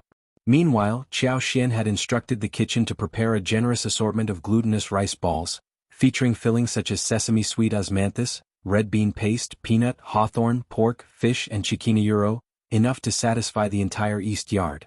Additionally, she arranged for a plentiful supply to be distributed to the guards on duty at the office. Chapter 1957. Lantern Festival. They also arranged for a special break for the guards. Those with no pressing duties were permitted to take time off and enjoy some leisure activities. Grateful for the gesture, the guards happily expressed their thanks. After indulging in the glutinous rice balls, they gathered their friends and ventured out in groups to join the festivities. Qiao Xian and Xiao Yunduan decided to explore the Lantern Festival together. However, Anan, still too young and with the crowds at the festival, was left behind. Despite missing out on the Lantern Festival, Anan was entertained by the numerous lights in the yard. Unbeknownst to him, Qiao Xian slipped out of the door. The Lantern Festival grounds had been meticulously planned by the Yamen, featuring 2 long streets and a spacious square interconnected. Tonight, access to the area was restricted, with no carriages or horses allowed entry, and bailiffs stationed at the entrances. Stepping off the wagon, Qiao Xian and Xiao Yunduan found themselves engulfed by a bustling throng of revelers. So many lights, such a lively atmosphere. Next year, when Anan is a bit older, we'll bring him along too. Qiao Xian remarked with a smile, envisioning future outings with her child. Xiao Yunduan assisted Qiao Xian in fastening her cloak, adorned with rose-red embroidery and rabbit fur trim, before intertwining his fingers with hers and guiding her forward. Anan is still young, he'll be fine on his own. This year's Lantern Festival held a dual significance, commemorating the triumph over the bandits and celebrating the appointment of the new Lord Prefect. Merchants and prominent families spared no expense in adorning the streets with a dazzling array of decorations. The streets were aglow with myriad lanterns, each more splendid than the last. Xiao Yunduan admired them as they strolled, marveling not only at their exquisite designs and illustrations but also at the diverse materials you see: euro, silk, gauze, craft paper, snow wave paper, mulberry paper, wood, bamboo, feathers, glass, jade, and more. Each lantern boasted intricate craftsmanship, adorned with silk, jade, beads, and threads, captivating the eyes of passers-by. In the spacious plaza, enormous lanterns resembling miniature houses adorned the surroundings, their brilliance imbued with symbols of auspiciousness: euro, pine cranes, springtime scenes, carps leaping over the dragon gate, change ascending to the moon, flourishing lotus flowers, and bamboos signifying safety. Crowds gathered around these magnificent displays, pausing to admire, jest, and point in awe. Numerous grand lanterns were adorned with vibrant floral arrangements, surrounded by pots of blooming lilies, chrysanthemums, coxcombs, and more, enhancing the festive ambience. Qiao Xian was filled with excitement, unable to contain her praises. Yet, amidst her admiration, a tinge of regret lingered. It was a shame that such a picturesque scene couldn't be captured in photographs. If she wished to behold it again after today, she'd have to wait until the following year. Xiao Yunduan reserved a private room at a tea house overlooking the square. As they made their way toward it, intending to savor the scenery from the comfort of the tea house, they unexpectedly encountered Mrs. Jia and 2 other acquaintances, also immersed in lantern admiration. Mrs. Jia and her companions approached them with greetings, prompting Qiao Xian to extend her hospitality. One of the ladies, Mrs. Lin, suggested they join her in the private room. Madame Jia and Mrs. Long chimed in, smiling warmly. Reluctant to appear inhospitable and mindful of preserving social decorum, Qiao Xian acquiesced with a smile, urging Xiao Yunduan to return home with her. The 3 ladies were delighted by Qiao Xian's decision, bidding farewell to Xiao Yunduan politely before accompanying Qiao Xian to the tea house. Chapter 1958. Accident. Xiao Yunduan sighed helplessly, resigning himself to the situation. It was disappointing that he had taken his wife out to enjoy the lanterns, only for her to be whisked away by Mrs. Jia. Thankfully, they had spent most of the evening shopping. Otherwise, his disappointment would have been even greater. With Qiao Xian now occupied, Xiao Yunduan found himself reluctant to venture to the tea house alone. Feeling somewhat foolish sitting by himself amidst the bustling crowd, he decided to head back the way they came. Considering the scale of the Lantern Festival, the government had undoubtedly made extensive preparations. Bailiffs were stationed strategically, and city gate patrols remained vigilant. Qiao Xian was accompanied by Li Xia, Li Qiu, Mian Mian, and Ai Yi, while Xiao Yunduan had Sun Bai and his men ensuring his safety. However, Xiao Yunduan hadn't anticipated causing trouble while out shopping.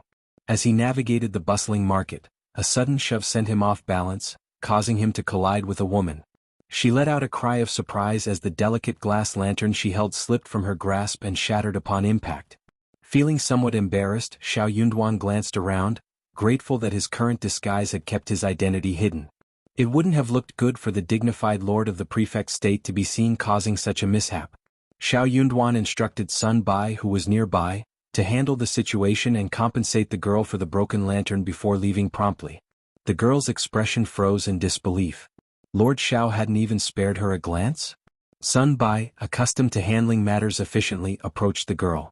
Having served in the Crown Prince's East Palace, he was well versed in dealing with various situations. Observing the timing of the collision occurring shortly after Madame Jia's departure, and the subsequent breakage of the girl's lantern, he couldn't help but find the circumstances suspicious. His gaze towards the girl grew more guarded. "Miss, how much is this glass lamp worth? I will compensate you accordingly." The girl forced a smile, insisting, "You can't blame that young gentleman just now. It was my own carelessness. I cannot accept compensation from you. Miss, you're being too modest. Our master wouldn't want to owe anyone. It's better to accept compensation." Though she refused compensation now, there was no telling what complications might arise later. It was better to settle the matter promptly to avoid future disputes. The situation took a more serious turn due to Xiao Yunduan's status as the lord of the prefect. The girl attempted to refuse the compensation once again, but found herself unable to do so. To her surprise, she noticed that the individuals who had pushed her had not yet departed. They lingered nearby, pointing and laughing amongst themselves, seemingly discussing something. With a determined glare, the girl confronted them, angrily pointing them out. "You're the ones who pushed me just now, causing me to accidentally bump into that young gentleman and break the glass lamp. You should be responsible for compensating for it. Xiaoi Xiaoqun, don't let them leave. They need to pay." Her two maidservants swiftly obeyed, rushing over to confront the individuals and demand compensation. Tensions escalated rapidly, and the atmosphere grew charged with conflict. Chapter 1959. Misunderstanding. Amidst the escalating argument, Sun Bai, accompanied by his subordinate, found himself unable to depart immediately. Frowning inwardly, he couldn't help but cast a reproachful glance at the woman embroiled in the dispute. In his mind, Sun Bai couldn't comprehend why such a fuss was being made over a mere glass lamp. Regardless of its value, there was a limit to its worth. His lord was certainly not lacking in wealth. He could easily afford to compensate for it, no matter the cost. Sun Bai was certain that Xiao Yunduan wouldn't haggle or fuss over such a trivial matter. Why then was this woman causing such a scene? Watching the woman's two maidservants engage in heated argument with the others only served to heighten Sun Bai's irritation. However, he opted not to intervene. After all, it wasn't his place to mediate. Besides, taking sides would only complicate matters further. Deciding to observe from the sidelines and await a resolution, Sun Bai failed to realize the implications of his inaction. This was the Lantern Festival, a bustling event teeming with crowds. It was a magnet for onlookers eager to witness any spectacle. Before Sun Bai could discern the gravity of the situation, a throng had gathered around, drawn by the commotion. As the crowd swelled, the likelihood of encountering acquaintances increased exponentially. With the growing crowd, the likelihood of encountering acquaintances skyrocketed, especially for someone like Sun Bai, a constable of the An's province's government office, known to many in the city. True to expectations, it didn't take long for someone to recognize him amidst the throng. Before long, a familiar face approached Sun Bai, offering greetings and inquiring about the situation, offering assistance if needed. The sharp-witted maidservant, Xiaoi, seized the opportunity to amplify the situation, raising her voice to draw attention. Boom! In no time, the entire gathering was abuzz with speculation. As rumors spread, they took on a life of their own, growing increasingly absurd. Soon, the tale morphed into a sensationalized narrative. Lord Xiao, witnessing an injustice, unsheathed his sword to defend a young and beautiful woman being harassed by ruffians in the lantern market, accidentally shattering a glass lamp in the process. His chivalrous act sparked awe and admiration throughout the crowd. The romantic gossip between a man and a woman had always been a favorite topic of discussion among the locals. Even the slightest hint of a connection would set imaginations alight, sparking wild interpretations and rampant rumors. The intrigue was heightened by the fact that one party was a young and beautiful heiress from an obscure family, while the other was a rising star, the Lord Prefect. The tantalizing 8 trigrams between them fueled endless curiosity and speculation. As the crowd swelled that night, Sun Bai began to sense that something was amiss. Dismissing the instigators and compensating the girl with silver, he attempted to clarify the situation. However, some people were more inclined to believe their own fantasies than the truth. There were even those who cynically believed that Sun Bai's explanations were merely attempts to cover up the real story. As for Sun Bai's true intentions? Well, that was a secret he couldn't divulge. Her speculation wasn't unfounded. It had a basis. After all, Why would Constable Sun escort that girl home that night if there wasn't something between her and Lord Xiao? It seemed like the most logical conclusion. Upon hearing this later on, Sun Bai couldn't help but feel dejected.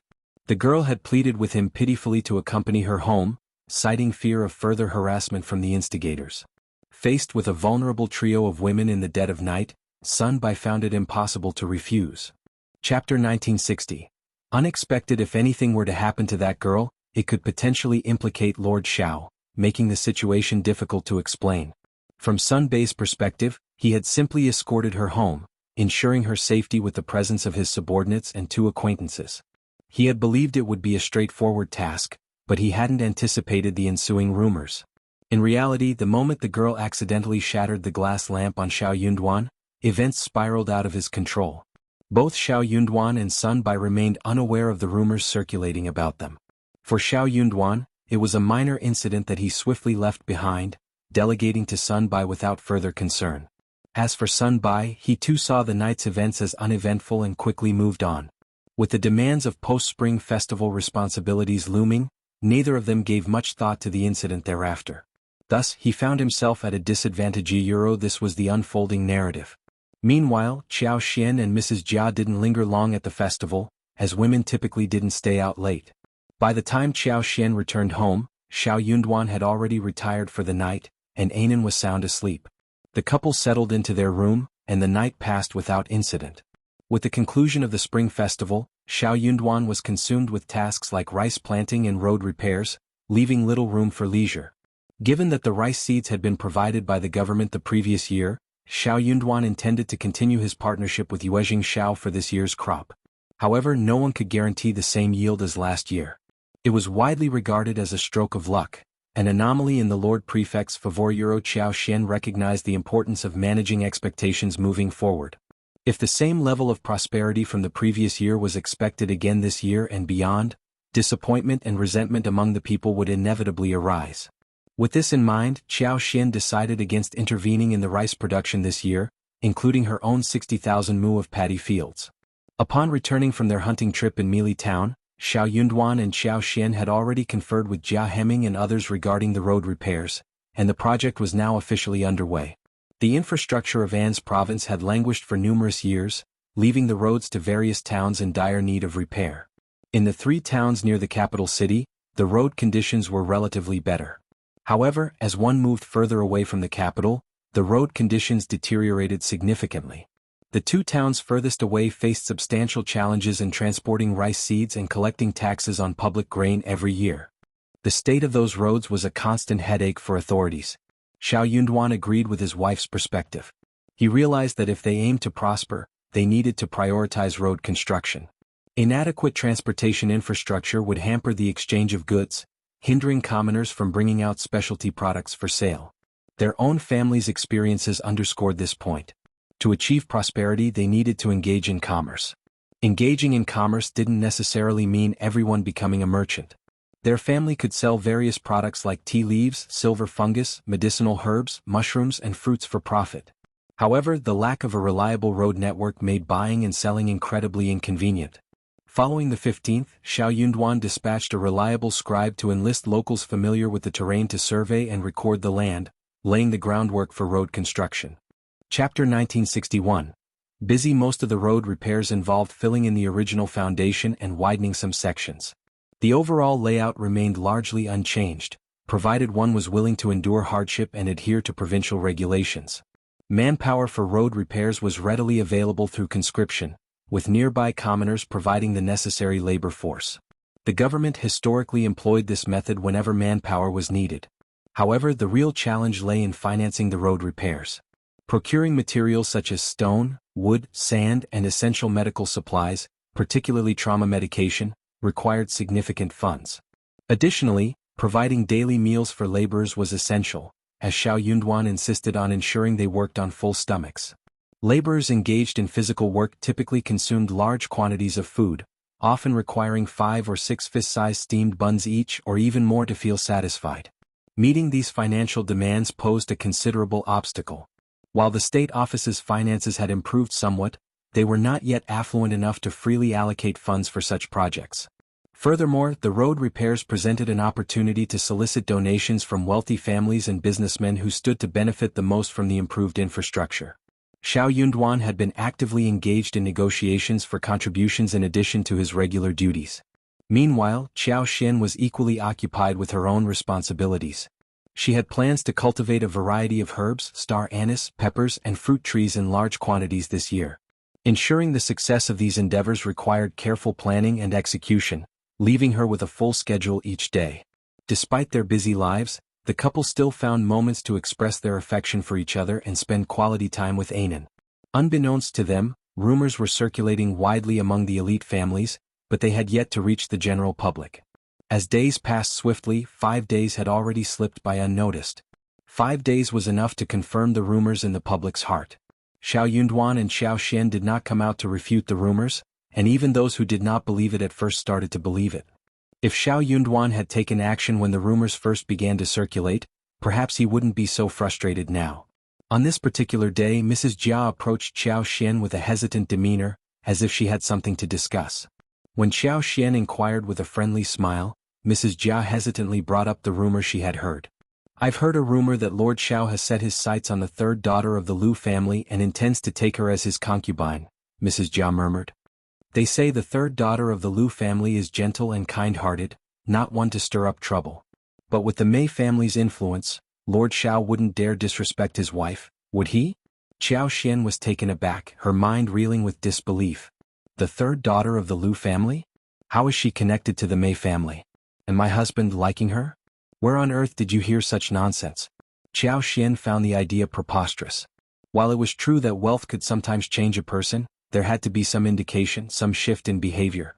Yet, for the past few days, her husband had been affectionate and attentive, showering her with affection. They had made plans to spend quality time together, enjoying leisurely outings with Anan and even discussing future trips to Lioha Manor for hunting and exploration.